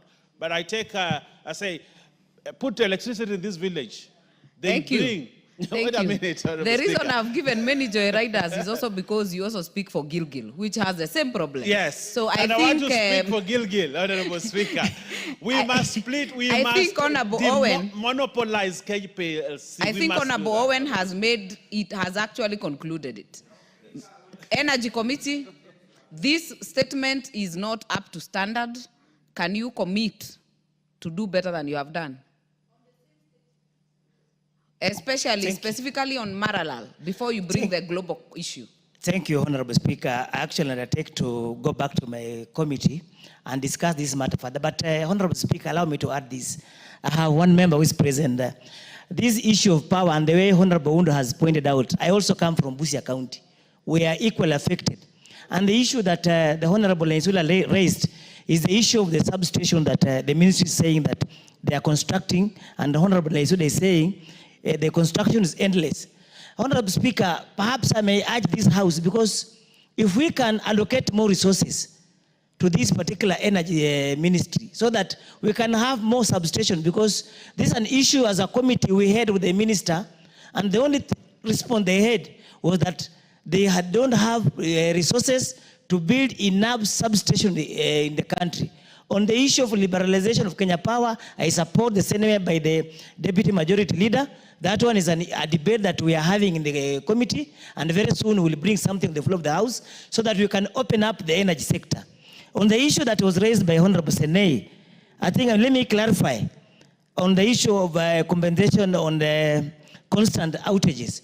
It's not that we are talking about people affected maybe by the destruction of their property by the cost through the outage. We are saying that those power blackouts, if their business person was supposed to do business and there's no power within 24 hours or 12 hours, it becomes very difficult for Kenya Power, for sure, to compensate the entire the business community in the entire country. But all the sentiments raised will go back as a committee, look at them, and come back in a better response. Thank you, Honorable Speaker. What time? Specifically to... Give us when we, after recess. Question. Yes? Give us after recess, Honorable Speaker. Honorable Naisula. Speaker, I was going to propose something different, and it will be to your discretion. Looking at the interest that members have on this matter from their areas, Madam Speaker, we should not leave it to the committee. We should engage the CS on this particular matter so that they can answer us, so that instead of blaming Honorable the Chair or Mulanya, we should actually have them come here and answer the questions, because you can see the interest is a lot from different parts of the country. But thank you for your direction. Thank you. Yeah. I think we will give the committee a chance to bring that next week, first of all. But I think the chair can still make interventions, even without coming to the floor, to sort out the immediate problem in Maralal. Honorable Mulanya, good. Thank you. Honorable members, before we go to, before we go out of, we get out of this order, I will indulge Honorable Mwenje. You are not here. You are not here when we had the request for statements, so you will take your take on your statement. Thank you, Honorable Speaker. Apologies, I wasn't there on time. The statement was being finalized at the time I was called out. Honorable Speaker, this is a request for a statement regarding resource deployment strategy in new administrative units in Nairobi County. Honorable Speaker, pursuant to the provisions of Standing Order 44-2C, I rise to request for a statement from the chairperson of the Departmental Committee, Education, regarding resource deployment strategy in newly formed administrative units in Nairobi County. Honorable Speaker, in November 2024, the government established new administrative units within Nairobi County, including some in Embakasi West Sub-County. These demarcations fundamentally alter the administrative landscape for service delivery, including provision of critical education services. The effective and equitable provision of education encompassing teacher allocation, infrastructure development, and distribution of learning materials is intrinsically linked to these administrative boundaries and the demographic realities within them.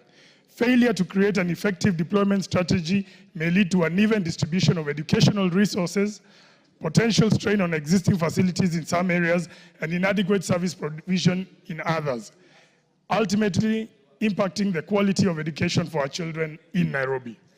Honorable Speaker, it is against this background that I request for a statement from the Departmental Committee on Education on the following. 1, a comprehensive report on the steps taken by the government to provide adequate resource deployment strategies, including allocation of teachers, school infrastructure development, and distribution of learning materials to public schools within the newly established administrative units in Nairobi, especially in Embakasi West Sub-County. And 2, specific measures and timelines that the government is putting in place to ensure educational resources are equitably and adequately distributed to serve the needs of the population within these new administrative units. I thank you, Honorable Speaker. That will go to the Committee on National Administration? No, Education, actually. Okay. Honorable Gisairo. We should be able to respond immediately. We resume from recess on that first week. It is well. That will be good time, Honorable Mwenje, unless you are disputing. Speaker, in fact, I'd hope the member for Embakasi South, who is affected by this issue, should be supporting me standing next to you. Honorable Speaker, if we can get assurance from the department, from the Honorable Gisario, that they will not recruit new teachers or do anything new until we get a response. Otherwise, we are the people who stand to suffer because we have new sub-counties and we are still being treated as though we are just one sub-county. This Embakasi West, Embakasi East, Embakasi North, Central, we've all been grouped into one, and that means we are unfairly treated because nobody is recognizing that things have changed. You are debating the statement. Honorable Mawathe, unless you are adding anything more useful to add to Honorable Mwenje. Thank you, Madam Speaker. Madam Speaker, it's important that this committee of education really deals in devils into that, because there is need. There is no way you can have four sub-counties, 3 of which are the 3rd, the 4th, and the 5th largest in population in the country, lumped together. And when the issues of recruitment of teachers comes about, then you find you are given as one sub-county to recruit 8 teachers. So it's important that, Thank you. that the Energy Committee handles that. So immediately after we resume from recess, I know there are members who are waiting on Abudonya with pending statements. Madam Speaker, not pending statement, but answers to my statements. I have 3 statements which have not received a response for like 2 months. One from the Chair, Agriculture, Treasury, and Ministry of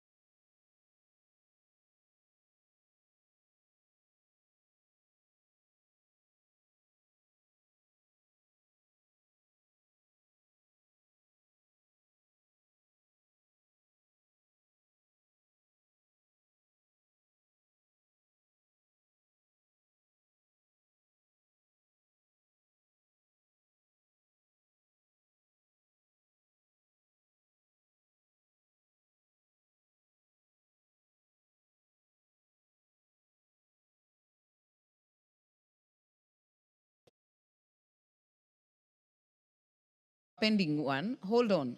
But there is a pending statement from Honorable Donya in the Trade Committee. If it's not there, Owen, Honorable Owen,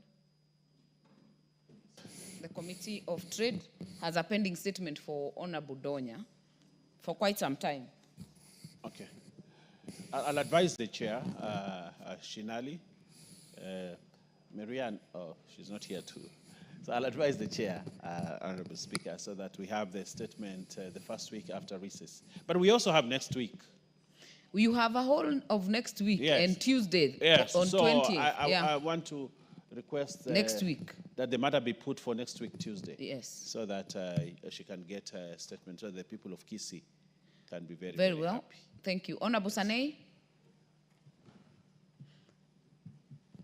Madam Speaker, I made a request to the Committee on Administration and Internal Security on the disappearance of one Hussein Abdurrahman Mohammed on 8th July 2025, a former Assistant County Commissioner and currently the Huduma Center Manager for Wajir County. He is missing for 30 days, Madam Speaker. The committee promised to give a statement, a response, today, Thursday, and it did not appear on the order paper. Missing people and their families are entitled to safety and protection, Madam Speaker. Their families have a right to be responded to and to be informed on the fate of their missing loved ones, Madam Speaker. Madam Speaker, even in cases of forced disappearances where Kenya has ratified an international convention, just in case it is there is an obligation on the government. Madam Speaker, we are speaking for the sovereign, the owners of the country, the citizens. When a sovereign is missing for 30 days, more so a civil servant, we only enjoy delegated power, and the national executive enjoys that delegated powers on behalf of... Thank you. Let us hear from the committee first, why it hasn't come. Committee on National Administration, member. If no member, Deputy Leader of Majority.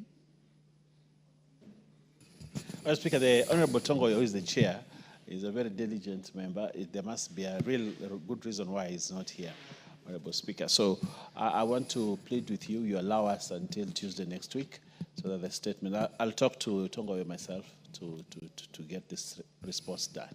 I thank you, Honorable Speaker. Honorable Sane. With humility, I respect the Deputy Leader of Majority's response. But, Madam Speaker, these are matters touching the sanctity of life, of Kenyans, a civil servant, a former Assistant County Commissioner, a father. We can't postpone such issues and handle it casually like that. We have an obligation as a government. Kenyans can't just disappear. If we can't account for a civil servant, the manager of a Huduma Center, you can imagine of a common pastoralist who is in the wilderness all over in northern Kenya. Honorable Sane, any missing person is one too many. Regardless of your stature. I agree. Regardless of where you come from, we all have a right to life and a right to live wherever we would want to live. So, Honorable Owen Bayer, my suggestion would be the CS of Interior is coming next week. Can this be an addendum to his response? I direct that it should be an addendum so that we fast track it. Much obliged, Honorable Speaker, that I will also direct that it be put in the... You are directed, so yes, I am so directed, execute. And I will execute. Thank you. My staff, please, wherever you are and you are hearing this direction, please make sure it is part of the You cannot use this floor to direct your staff, Honorable Owen. Honorable members, Honorable Member Fortetu, are you on this one? I see you raising your hand. And I don't know why you're raising your hand. Madam Speaker, I don't know which other way to get your attention. It is here. I've been trying on intervention. to do that. I've been trying to do that on the last two issues that have been raised. But now that I have your attention. Member Fortetu, I don't have you on intervention. Point of order is an intervention. Thank you. Continue though. Thank you, Madam Speaker.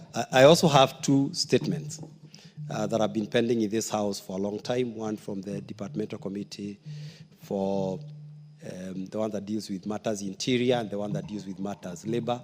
Again, it's been pending for a long time, Madam Speaker. I don't know what is the method for getting a response after the Speaker directs after 2 weeks and you come and you don't hear any response. Interior and labor. One was about Nyayo T-zone workers who are not paid for a very long time.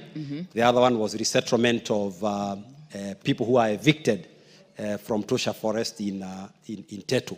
And they were supposed to be resettled together with the other IDPs, but there's a list of 500 people who were not resettled, and I've been following those matters. And Madam Speaker, these are very old matters in this House. Some of them have been raised by my predecessors, and they have never been resolved. So I don't know whether I'm going to face the same fate, or you can intervene. Thank you. Thank you. Thank you. I think, Honorable Owen, you have quite some task. Honorable Tongoyo has a lot of pending statement. And then the other one is labor. I don't see Chonga. So you still have some duty to take up. Yeah, Honorable Speaker, I will discharge my duties by calling and talking to the Honorable Ken Chonga so that he brings a statement next week. And also, I'll also remind the Honorable Tongo. I think the issues of IDPs should not be an issue that we're discussing this time and age. The IDP phenomenon came in 2007 until today. Why should Kenyans be suffering? This is something that we need to put our foot down, not just as member for Tiaty, but as Parliament. It should be hover on us that actually we finish this, settle all IDPs, and funds were put in budgets, consequent budgets, to settle IDPs in this country. I don't know what happened to those funds, but I think Honorable Tongo will give us a response. So, Honorable... next week? The people of Tiaty, yes. Next week? Yes, the people of Tiaty will have a response. Thank you. Thank you. Honorable Njeri, finally. Thank you for your indulgence, Honorable Speaker. I'll be very restrained because I do intend to seek a formal statement in regard to this. This is a matter that has come up and is unfolding as we speak. I'm informed that Clement Kioi, a 24-year-old who collapsed while playing football at Kutus with fellow young people, was rushed to Kutus dispensary, but was denied treatment on the allegation that he had not registered for SHA. Unfortunately, the fellow youths tried to rush him to a private medical facility, but he succumbed on the way to the facility. Honorable Speaker, we were discussing Kara here yesterday, and as county governments are demanding for further allocations, we do know that healthcare is now devolved. They should not be failing the people of Kirinyaga County. As I pass my condolences to the family and urge the residents of Kutus and by large Kirinyaga County to be restrained and calm, we also must have a thorough investigation, and the person responsible for denying Clement access to urgent medical attention must be held culpable. Thank you. Thank you. I have indulged you, but you know that statement is not filed. So if you want to follow the procedure, do the right thing. Honorable members, let us go to the next order.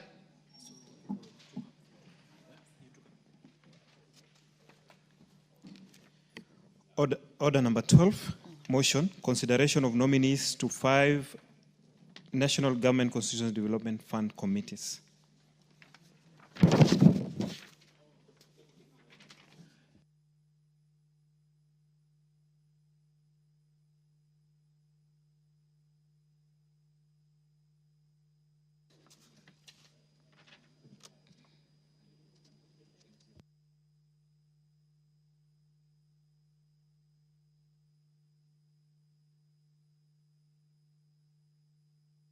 Before we get to move that, that motion, allow me to recognize again or note that we have some schools in the galleries, public gallery, Kabutei Secondary School from Tinderet constituency, Nandi County, and we also have Nyakiambi Secondary School from Molo constituency, Nakuru County.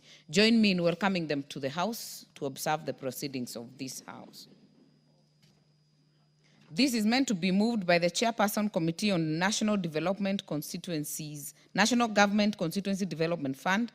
I am in receipt of a communication that it has been delegated to Honorable Clive Gisairo to move.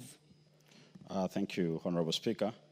I beg to move that this House adopts the report of the Committee on National Government Constituency Development Fund laid on the table of the House on Wednesday, 6th August 2025, and pursuant to the provision of Section 43(4) of the National Government Constituency Development Fund Act, Cap 414A.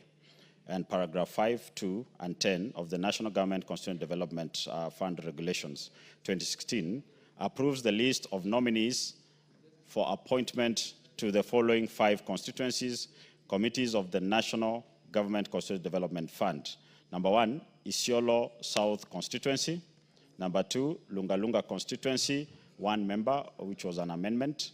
Number 3, Kuria West Constituency. Number 4, 1 member, Homa Bay Town Constituency, also was an amendment, and Kitui South Constituency. Honorable Speaker, it is important that we have all these committees in place because we're in a new financial year. And as we expect Treasury to start releasing the funds for this financial year, going by the fact that the motion for the ceilings was tabled yesterday and adopted by this House, we expect that each constituency to have all their CDFCs adopted by this House, approved by this House, and gazetted to ensure that service delivery to the people in all constituencies in Kenya is done in a timely manner to ensure that as we abide by the law, which says that all projects need to be completed by 30th June 2026, that no constituency remains behind. It's my hope that this House will adopt this list and approve the same to ensure that they are properly in place and the gazettement takes place soon as possible. Honorable Speaker, I beg to move, and I would like Honorable Toroitich, Member of Parliament, Marakwet West, to second. Honorable Timothy. Honorable Speaker, I rise to second. Thank you.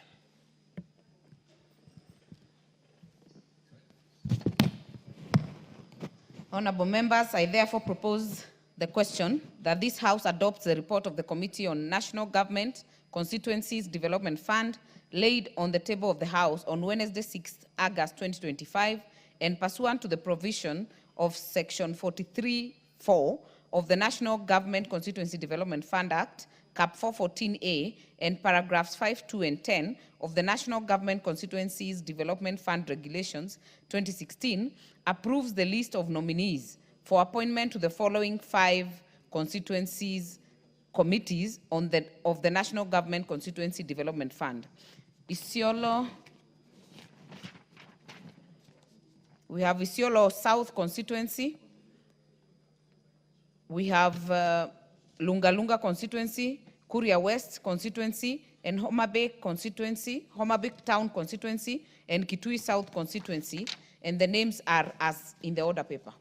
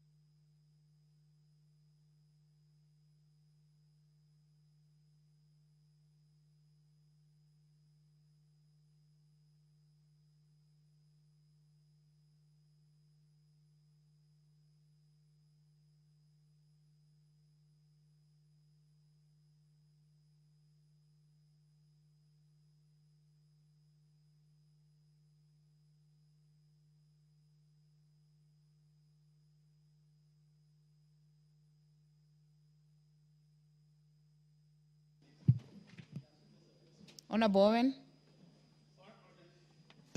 Honorable Speaker, it's very important, Honorable Speaker, that the CDFC committees are in place to ensure implementation of the projects as approved and funds disbursed. But also, Honorable Speaker, I want to note with pleasure that for the first time we have all the money that is owed to CDFCs given, all of it, including the balance from previous year. I think we need to commend the chief at Treasury, the Honorable John Badi, for a good job, and the Treasury people for a good job. I think for the first time we have all the money coming. And I think I also want to commend the chairperson Honorable Sirma and the young Clive Gesairo. I think you'll make a good leader as you progress in your second term. The people of your constituency should consider you for a second term because you're doing a commendable job. And one day you'll also become a majority leader.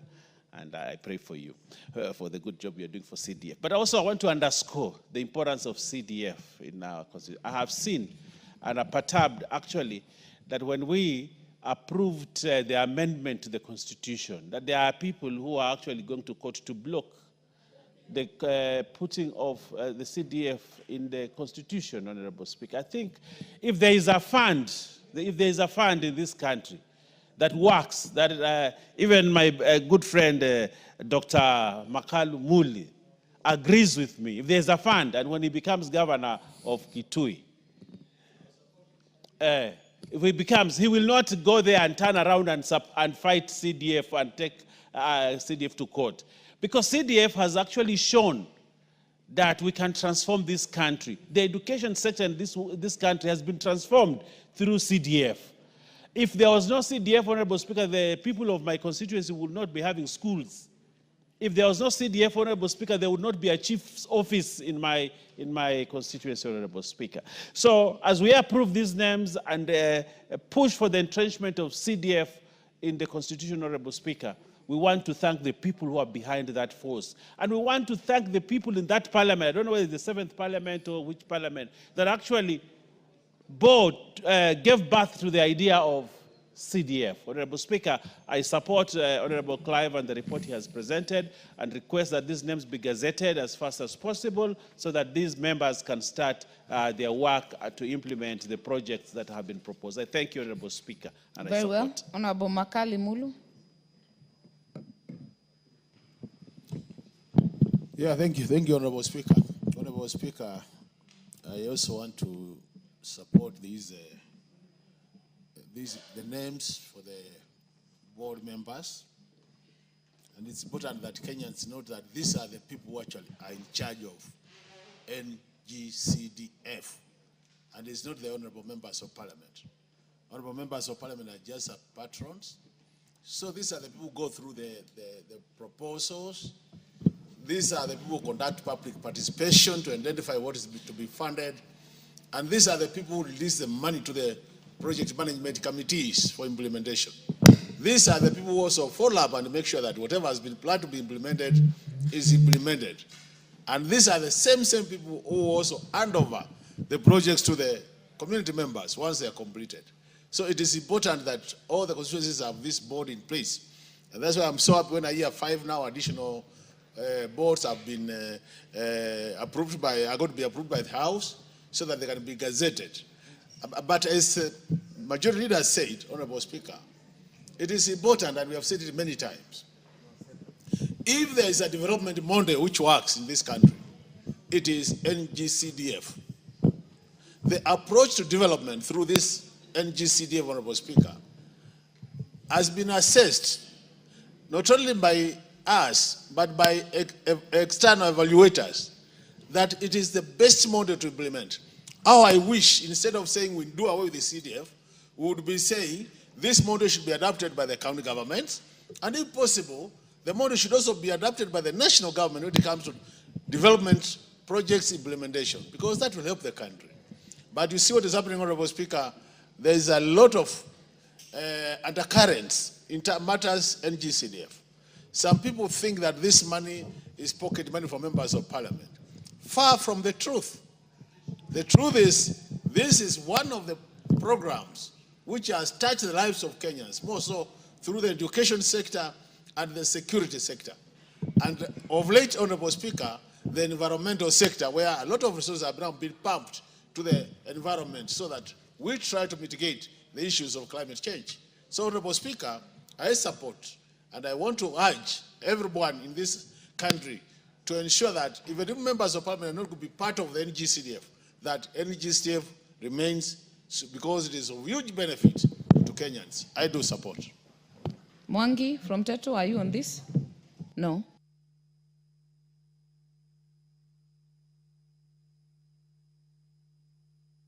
Bowen Kangogo. Thank you, Madam Speaker, for giving me this opportunity to support that motion. And Madam Speaker, it is important the 5 constituencies, the 5 constituencies, they have their committees in place. Because the Honorable Speaker, the CDF committees are very important, especially in running out those programs in the constituencies. And Madam Speaker, given that now we are beginning a new financial year, and we have a lot of faith, like the Honorable Leader of Majority has said, that we have a lot of faith with the Honorable John Badi that is going to disburse the money very soon. It is important that we have these officers in place, because it is through those CDFC's committee, Honorable Speaker, that the bursaries we give to our students in colleges, in secondary schools, and even in universities, those committees are the ones who normally sit down and vet those who qualify those bursaries. Madam Speaker, it is important also to know that the Treasury, and also with the introduction of the electronic procurement system, it is good we have these individuals get into their offices very fast, because I know in many of our constituencies also, they are being trained on EGP. So as soon as we approve these names, Honorable Speaker, they will also enable them to be onboarded into the e-procurement trainings, and for them to be able to execute their work in their constituencies. Madam Speaker, I don't want to say what my honorable colleagues have said about what the CDF has done in our constituencies. And even as we push to have the CDF entrenched in our constitution, Madam Speaker, it is the only money which is devolved to the crown, and every structure you see now, even in a county, in every 5 structures you see in a county, almost close to 4 or 3 are CDF projects. So, Madam Speaker, as a house, we need to protect CDF by all means, because CDF doesn't benefit members of parliament. The CDF doesn't, benefit the national government. The CDF benefits the local wananchi. Many, Madam Speaker, individuals, young people who may not have managed to go to school have been supported by CDF. Some they have been supported by CDF throughout their secondary school, even to the universities. And now they are professionals in this country in one way or another. So, Madam Speaker, with those many remarks, I want to support that we approve these names so that they can go down straight to their constituencies and start work immediately. Thank you, Madam Speaker. Honorable Nyenze, are you on this? Yes, Madam Speaker, thank you for the opportunity to say that on the onset I support this motion on consideration for nominees to these 5 NGCDF funds. These are very important committees because actually they are the ones who are in charge of the fund. The fund's accounts manager is the accounting officer. Together with these committees, they come up with the proposals of the projects to be done. They are the ones who are in charge of training the PMCs, that is the project management committees. They are the ones actually who are in charge of this fund as a whole. So having these constituencies not having the committees, then is a disadvantage to them. I can see that some of them are just maybe replacing them, and therefore I actually support to say that I approve this, this list and say that it's really very important. NGCDF has done wonders in our country. It has brought a lot of changes, a lot of development, especially on the infrastructure. In terms of education, the bursary has assisted a lot. Families who could not take their children to secondary schools are now able to educate their children through the bursaries from NGCDF. And also, there are so many students who have gone through universities who could not actually be educated because of a lack of school fees. But this fund has brought a lot of transformation in our country. And therefore, I approve this and also say that members of parliament went through public participation, and people on the ground, Kenyans actually approved and said that NGCDF should continue. So whoever is taking NGCDF again after public participation to court, this one is uncalled for, and Kenyans, I'm sure, are not with them. So with those few remarks, Madam Speaker, I support these nominees. Thank you. Very well. I don't see more interest. Honorable Zamzam. Asante sana Mheshimiwa Spika, na mimi niweze kusema pia Mheshimiwa Spika, NGCDF imesaidia sana, na kama vile Wakenya waliweza kutoa amri wakasema iendelee, kwa sababu Mheshimiwa Spika, nakumbuka wakati zetu tukisoma kule nyuma, wakati ambapo ilikuwa basari iko mahali moja, Mheshimiwa Spika, ilikuwa hatuna mtu wa kutufikia huku juu ndio tuweze kupata. Kwa hiyo tulisoma kwa shida, wazazi wetu wakauza maamri, wakachomeka na moto kuweza kuona kama sisi tunakaa darasani, Mheshimiwa Spika. Na wakati mwingine ilikuwa tunafukuzwa. Wakati moja nakumbuka nilikaa chini ya desk kwa sababu baba hana pesa, mama hana chochote, baba ni mgonjwa na mwalimu amenifukuza shuleni. Nikaona nikienda nyumbani baba akiniona pressure yake itazidi kupanda. Mheshimiwa Spika, mimi nilikaa chini ya desk nikisomea hapo mpaka siku moja sister, ilikuwa sisi shule yetu ni ya Catholic, tulikuwa tuna principal wetu anaitwa Sister Helen Kian mzungu, akawa anatafuta chini ya miguu kuangalia nani hajavaa socks, na mimi niko huko sasa nimejificha, sina school fees na lazima tu nikae darasani. Kwa hiyo Mheshimiwa Spika, mimi nataka kusema wazazi wengi katika Kenya hii walifuatia shida nyingi sana kabla hizi basara zijakuja kwa wabunge, Mheshimiwa Spika. Na mbunge anawakilisha kule chini kabisa mashinani. Yeye ndio yuko karibu na mwananchi, yeye ndio anajua matatizo ya wananchi. Kwa hiyo vile wanavyopeleka hii na inasaidia, mimi napenda kusupport na niseme waache kutatiza. Na hata ngafu hii yetu Mheshimiwa Spika, na unaona sasa hii wengine watu wapigwa madongo kila mahali, imekuwa mama county sasa.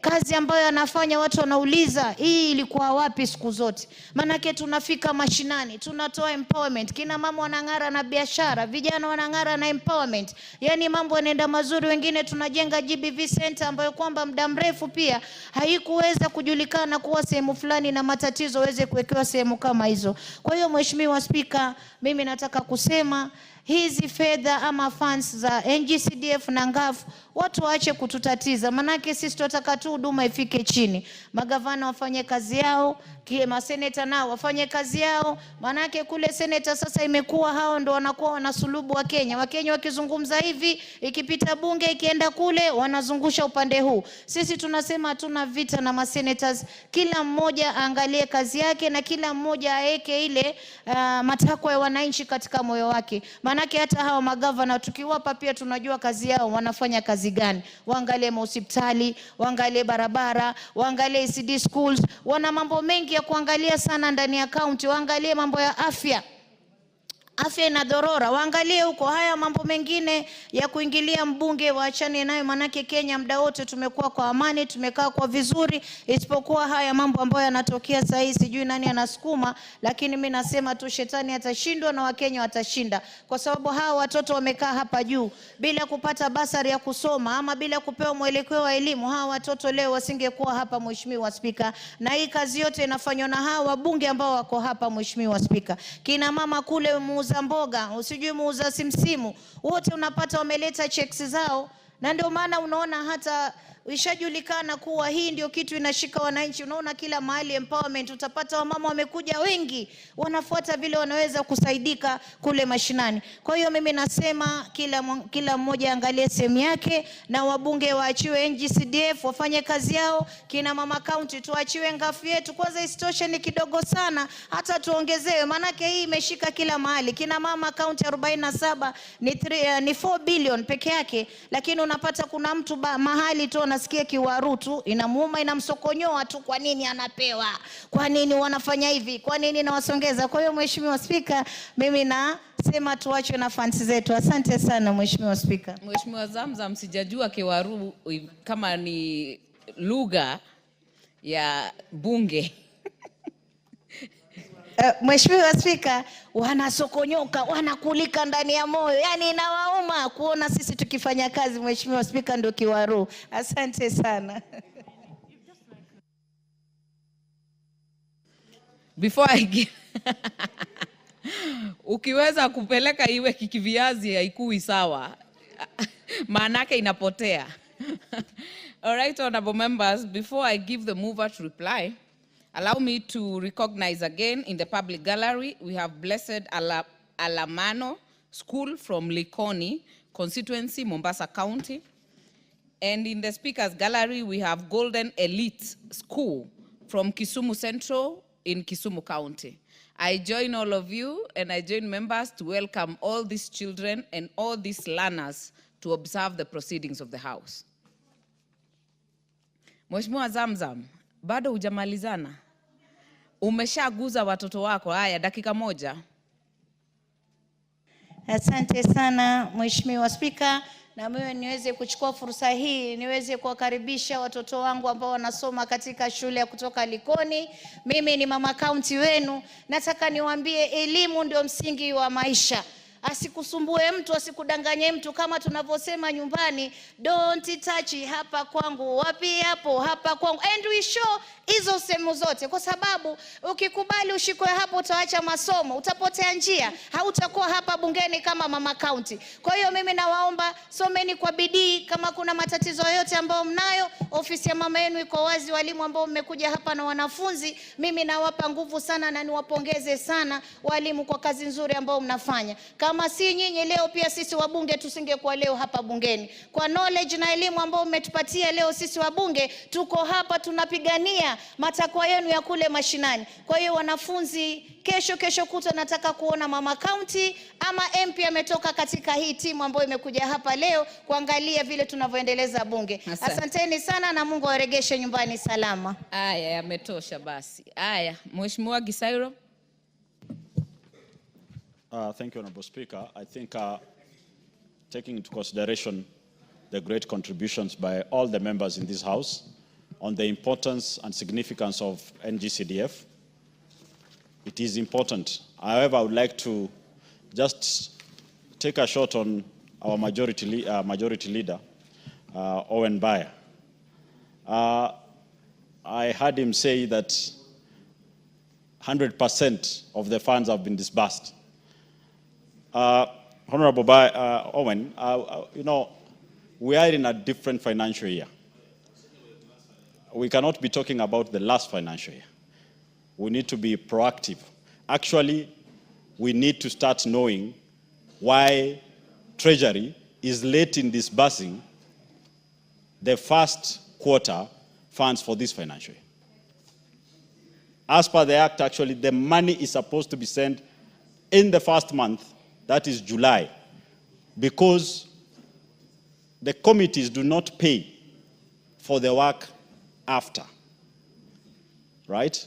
The money has to be there for the committees to start working. So for this financial year, we are actually currently running behind schedule. And we would like to request that Treasury, as we do our part as Parliament, they also do their part in a timely manner so that we move this country forward together. Honorable Speaker, I beg to reply, but Honorable Speaker, pursuant to Standing Order 53.3, I beg we defer putting the question. Very well, we shall defer the putting of the question the next available time. Next order.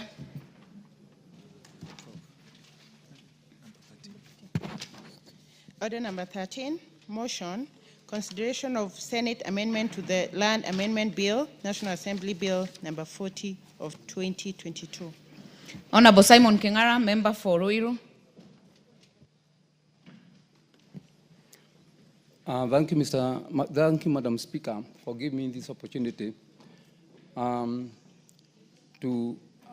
move the following motion that the Senate amendment to the Land Amendment Bill Land Amendment Bill, National Assembly Bill number 40 of 2022 be now considered.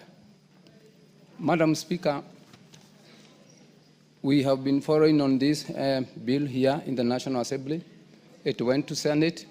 It has come back to us with an amendment.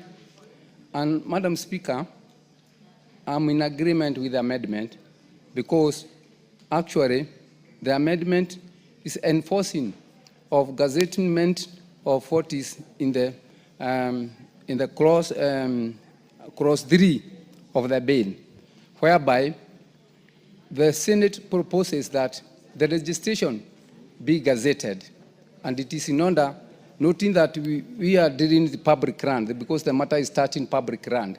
It is important when you touch public land, the general public should be notified. And one of the ways of notifying the public is going to the gazettement, whereby through gazettement and the timing of the gazettement, we can use it as a relevance when we did a legislation, Madam Speaker. Noting that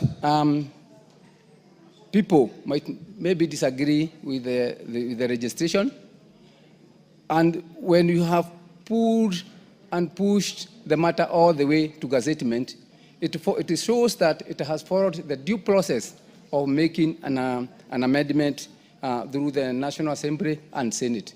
And actually, noting that also there is an agreement, Madam Speaker, between the two parliaments, giving respect that we are in a bicameral parliamentary, whereby we have to agree one matter must be agreeable in both houses.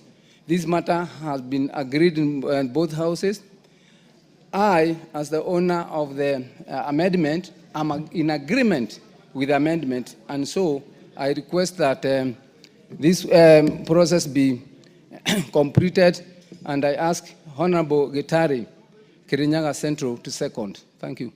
Honorable Gitari. Move. Did you move, Honorable? Yeah, I move. I request that I move the amendment.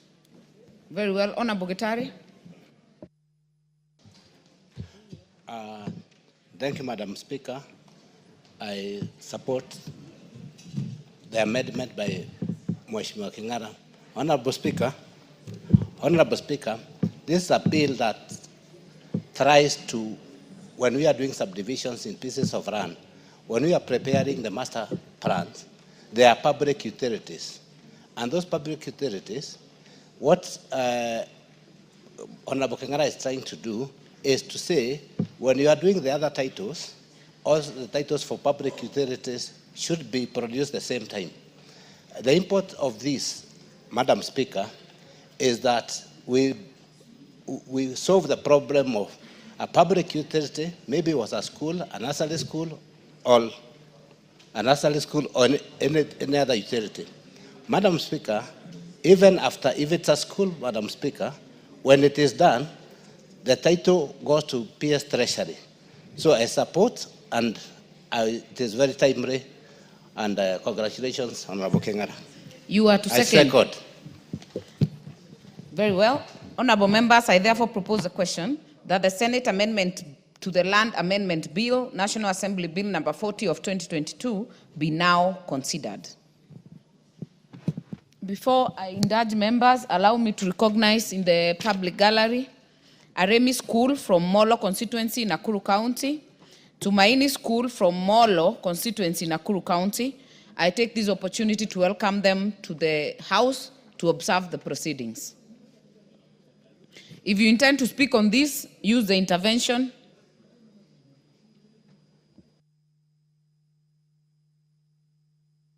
Honorable Owen.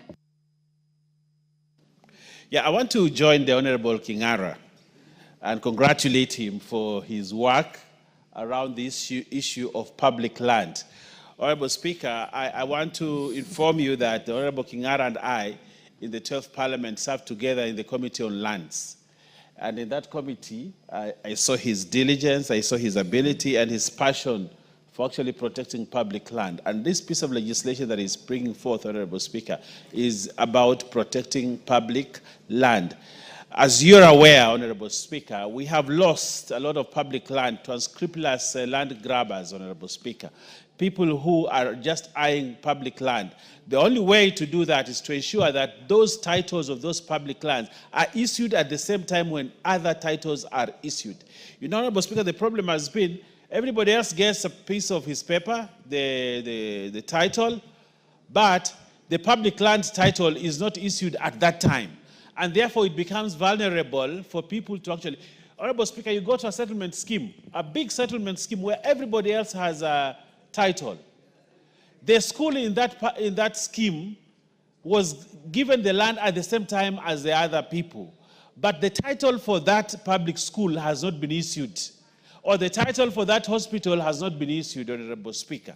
And because of that, Honorable Speaker, we have run into the danger where every time titles are for public institutions are not given, and therefore people take advantage and actually steal those public lands, Honorable Speaker. As we speak, many of the schools that we have in this country do not have titles, and yet the neighbors have titles. And you ask yourself, so what happened? Because somebody actually issued the neighbors with the titles, but refused to issue the school with a title. But we are saying, Honorable Speaker, henceforth, when we pass this bill and it is assented, all public lands must be issued with titles at the same time as others, so that, Honorable Speaker, the amendment from the Senate, which I agree with, and which the Honorable Kingara agrees with, is that it be immediately gazetted. Be gazetted that this is public land, this is a police station, this is a hospital, so that nobody comes to overturn that decision at any other time. And therefore, Honorable Speaker, I support the Senate amendment, and it has contributed to good legislation. And Honorable Speaker, I said this, the spirit. The spirit is, if we pass law here that touches on matters that are at the level of the Senate, Honorable Speaker, if it goes to the Senate, we don't have to always come to mediation or cantankerous laws, Honorable Speaker, laws that, you know, and we seem to be fighting, Honorable Speaker. This is the House of Parliament. And when we pass a law that the Senate approves, looks at and improves in its content and its form, Honorable Speaker, we have no issue. We agree. And I think that is the spirit of the bicameral Parliament. And therefore, Honorable Kingara, I thank you, and I want to tell the people of Ruiru they have a good legislator in you, and they have no reason not to give you a third term to continue the good work that you're doing. I thank you. Honorable Jane Kihara, are you on this one?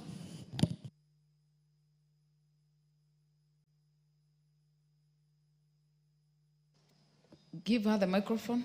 I'm here. Thank you very much, Madam Speaker. I also rise to support the amendment by the Senate. I served with Honorable Kingara in the Lands Committee, and I know he has been at this for the longest.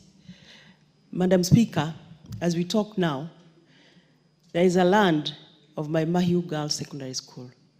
Everybody in the neighborhood knows that that land was for the school.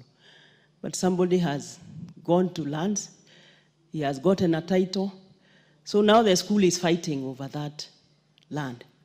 Suppose that title was given when the subdivision was being made or when the school was going to get that title. So this is very, very important. We have seen even the land buying companies, when they leave public facilities, eventually the same directors, because they know where they left these pieces of land, they go back and subdivide them or grab them. So this is a good law, and I support it, Madam Speaker. Thank you very well. Honorable Makali. Yeah, thank you, Honorable Speaker. Honorable Speaker, I also want to appreciate Honorable Kingara for this important legislation. But I'm just wondering, Honorable Speaker, whether it has not come too late in the day. Because, Honorable Speaker, you were to document public land which has been grabbed, starting from schools, road reserves, hospitals, public beaches. The list will be endless, Honorable Speaker. I know it is not possible, those who are legal minds, I know it's not possible to apply some law retrogressively, that is going backwards. But I think, Honorable Speaker, we need to come up with a mechanism to ensure that anybody who has grabbed public land, because if you go to the original maps, and we have surveyors here, if you go to the original maps, you'll be able to know originally this land was set aside for what. And even most of our estates, Honorable Speaker, you realize that land set aside for our children to play has already been grabbed. Land set aside for police posts has already been grabbed. Land set aside for health centers has already been grabbed. So you have a whole estate, and you can't have any place you can put a public facility like a health center, Honorable Speaker. So even as I support, I think as a house, we need to take up the challenge and ask ourselves, is it possible that we go back and look at where the rain started beating us so that we are able to recover this land? Because so long as land was grabbed, Honorable Speaker, even if it was done 40 years ago, it still remains for public land. If we were to go that direction, we'll have so much land for our public utilities that there will be no need to start buying. Honorable Speaker, at times I get so much annoyed. I feel bad as a Kenyan that you see land which was originally public land, the government coming up later and buying the same land from a, you know, it doesn't make sense at all. If you follow the story of the NSSF, Honorable Speaker, the history of the NSSF, once upon a time in this country, NSSF was buying land which actually used to belong to the government. It is awarded to a majority leader. For example, I'm giving an example. People don't, let Kenyans not mistake. It's given to Honorable Mbaya, and within 1 year or two, Honorable Mbaya comes with a title, indicate that land is private, and he sells to the same government. This is craziness, Honorable Speaker. And that's why we are saying, I think this law, we need to support it, but even after becoming an act of parliament, I don't know whether we need to set a special committee to look at these matters, although I'm sure it is going to be a very hot potato, but this is the way I would want us to go, that if you grabbed public land at any point in the history of Kenya, let the land go back to the public so that Kenya can sell some of this land and make money. We can actually sell this land to individuals and then pay our public debt. We'll be helping this country. And I'm sure you can pay our public debt if we are to recover all the land and sell to private individuals or private companies, Honorable Speaker. With those many remarks, I support. Very well. Before I come to Honorable Kingara, I'll indulge you, Member for Molo. You have had very many students come today, so I'll give you 1 minute.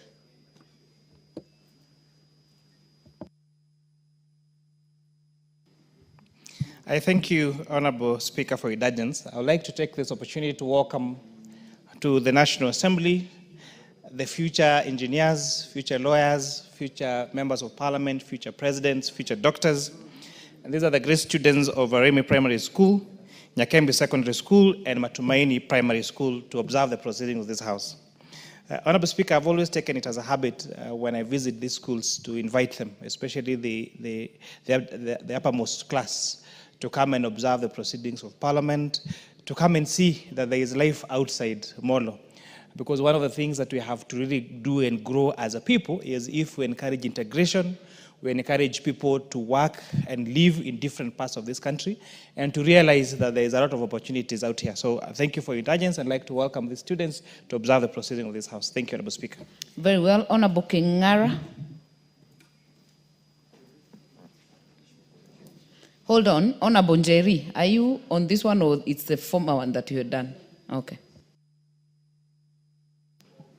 Thank you, Honorable Speaker. Allow me to commend the Honorable Member, Kingara, for this amendment. I believe it is timely that when developers are constructing any, or maybe coming up with future plans, they also ensure they encompass and think about the public utilities and amenities that will be needed by the public. Further to that, Honorable Speaker, we do need to have a serious national conversation with the Ministry of Lands in regard to titleage of public land, Honorable Speaker. As we speak, we know that there's various parcels of public land that are in contention in regard to where the title deed is, who owns the title deed, and also private encroachment on public land. In Kirinyaga County, for example, Ngiriambu Primary School land has been encroached by private individuals. And this is a government institution that has been in existence for many years. So we need to resolve these matters, Honorable Speaker, so that our future is safeguarded. Thank you. Very well. Honorable Kingara.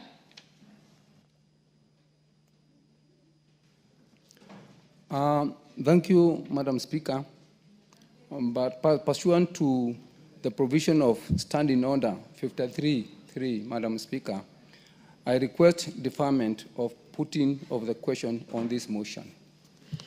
It is assented to, and honorable members, order number 14 was subject to the decision of order number 13, so we will go to order number 15 and defer this for another day.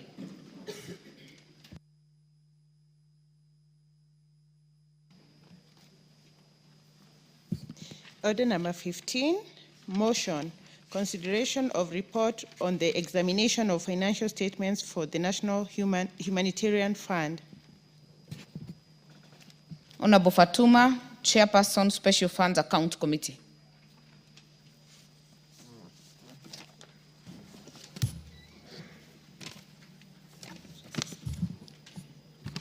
Thank you, Honorable Speaker. Honorable Speaker, I beg to move that this House adopts the following audited financial statements for National Humanitarian Fund for the financial year 2020-2021, National Humanitarian Fund for the financial year 2021-2022. Honorable Speaker, the committee received oral and written submissions from Mr. Raymond Omolo, the Principal Secretary, State Department, Internal Security and National Administration, and the accounting officer of the fund,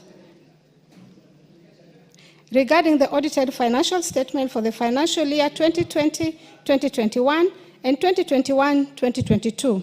The submissions formed the basis of the committee observation findings and recommendations. These are also contained in the minutes and answered reports of the committee proceedings.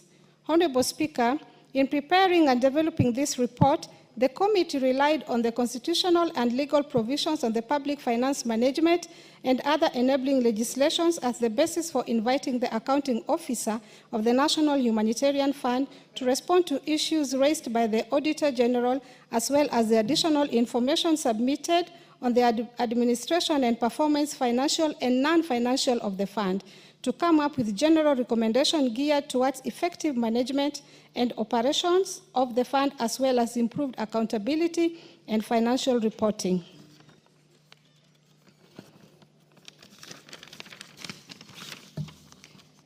Honorable Speaker, during the examination of the audited reports, the committee made the following general observations which apply across the two financial years. 1.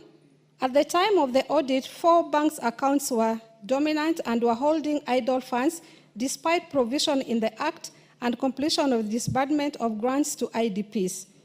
This is in contravention of the provision of the Section 16(2) of the Prevention and Protection Assistance to Internally Displaced Persons and Affected Communities Act 2012, which provides that accounting officer may, with approval of the Cabinet Secretary, for the time being responsible for the finance, invest, or place on a deposit interest earning account any of the monies of the fund, and any interest earned on the monies so invested or deposited shall be placed to the credit of the fund. 2, the fund did not have a functional committee since its 3-year tenure expired in 2017, resulting in no funds being disbanded and no payment schedules being prepared due to the absence of a functional committee. This contravenes the Prevention, Protection, and Assistance to Internally Displaced Persons and Affected Communities Act 2012, which prescribes the fund administration procedures, including the compensation and functions of the committee and secretariat.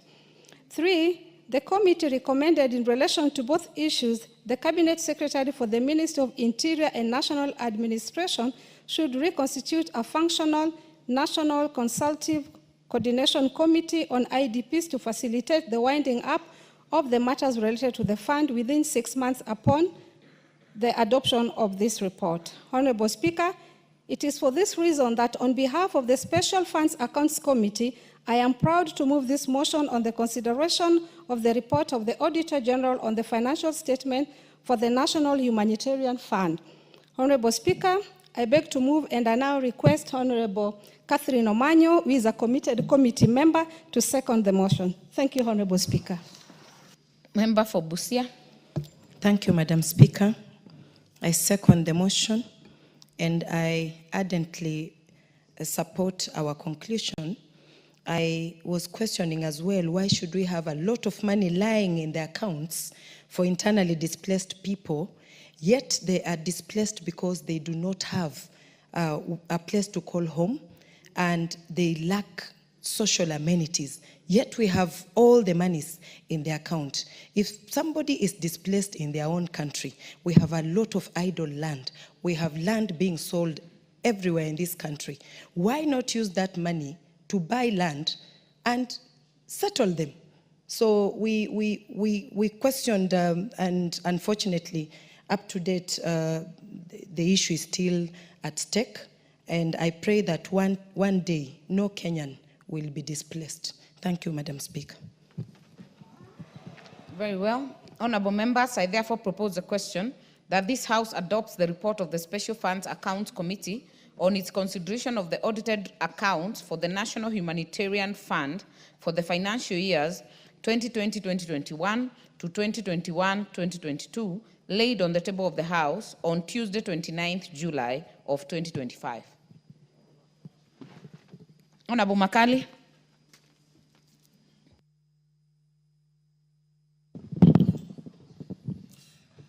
Yeah, thank you so much, Honorable Speaker.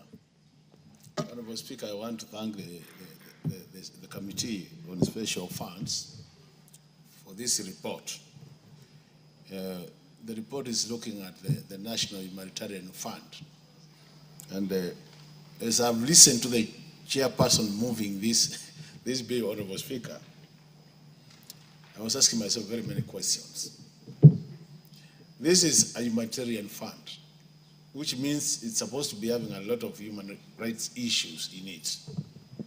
And you hear that money has been in that fund for over the years, and the money is not being used.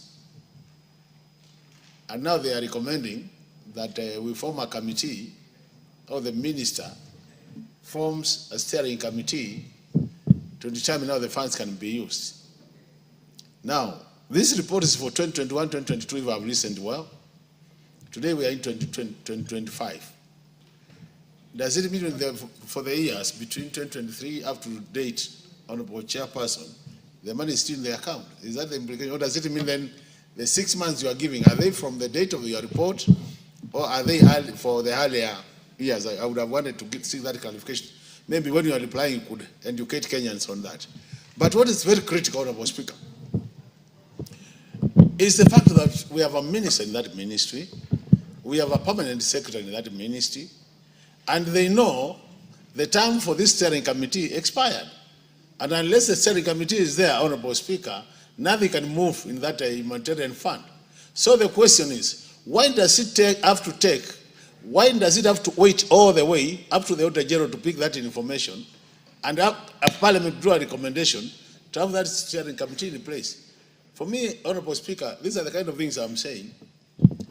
If as a country, Honorable Speaker, we have to develop and go far, we must demand accountability from officers who are in charge of these institutions.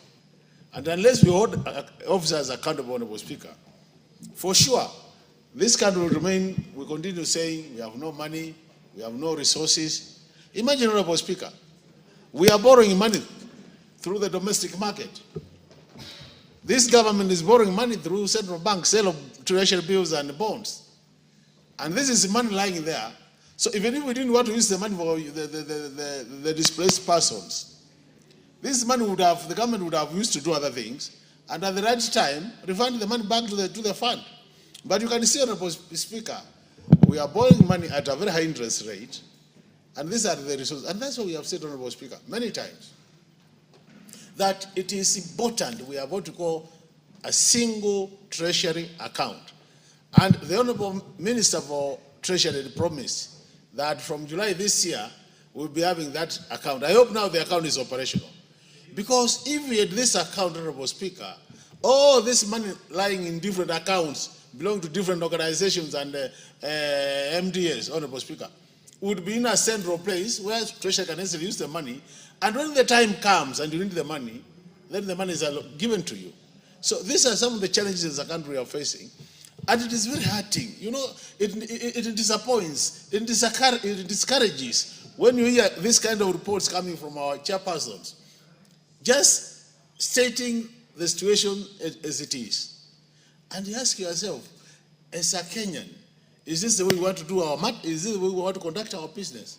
I'm sure, Honorable Speaker, we can't go this way and go far. So we need a serious shift in the way we do our things. And this can only come if the kind of reports I've listened to are implemented to the letter. So I think we need our Committee on Implementation and our majority leadership, because they are the people representing the government. These are the issues, these are the low-lying fruits we could pick as a country and move this economy to the next level. With those remarks, Honorable Speaker, I want to support and say that those recommendations given there, we should be able to track or monitor them so that within 6 months, whatever the chair has recommended is implemented. It's going to be good for this country. Thank you so much, Honorable Speaker. Honorable Fatuma. Thank you, Honorable Member, for your concern. Madam Speaker, I would like to put it across that the accounting officer, who is the PS, do not have the mandate to constitute a committee. It's upon the CS to put up a committee. And so it would be wrong for him to start giving out or doing payments or disbursement to any victim without a committee. A committee must sit down and pass that that person needs to be paid. Again, Madam Speaker, there is also an ongoing court case that some IDPs, could be true or not true, appeared and said the people who are being paid are not the true IDPs and they are the true IDPs, and the matter is in court. In such a scenario, even if the committee was there, how would the PS pay these people, yet there is a court case that is saying that they are not the right people to be paid, and there's a list of other people who claims to be the right people? It makes the work very difficult for the PS, and I'm not defending him. I'm saying as chair of the committee that this is the scenario, and this is what the Auditor General brought to our table. This is what members looked at, and we looked at it thoroughly. And for purpose of record, we called the PS twice. He appeared once. The answers were not satisfactory. We recalled him again. He answered the queries, and that is the position. At the moment, the money is still lying in the accounts because he cannot pay without a committee, and he cannot pay when a matter is in court. Thank you, Honorable Speaker.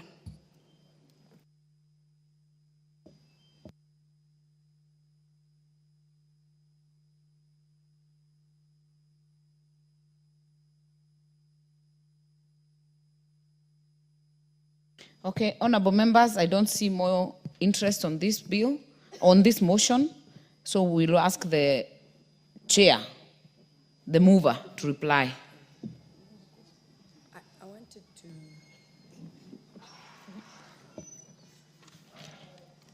Honorable Member for Busia, you're the one who seconded.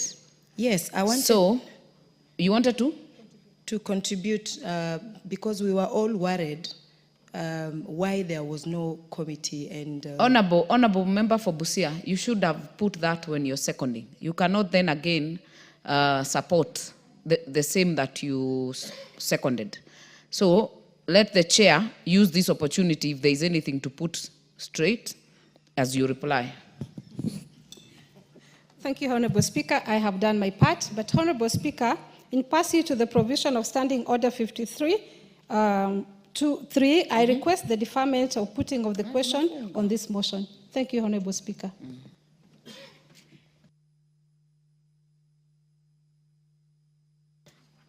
In accordance to Standing Order 53.3, we shall defer the putting of the question on this motion. Honorable members, we have exhausted the business of the day. Be upstanding. And the time now being 5:28 p.m., this House stands adjourned until Tuesday, 12th August 2025 at 2:30 p.m.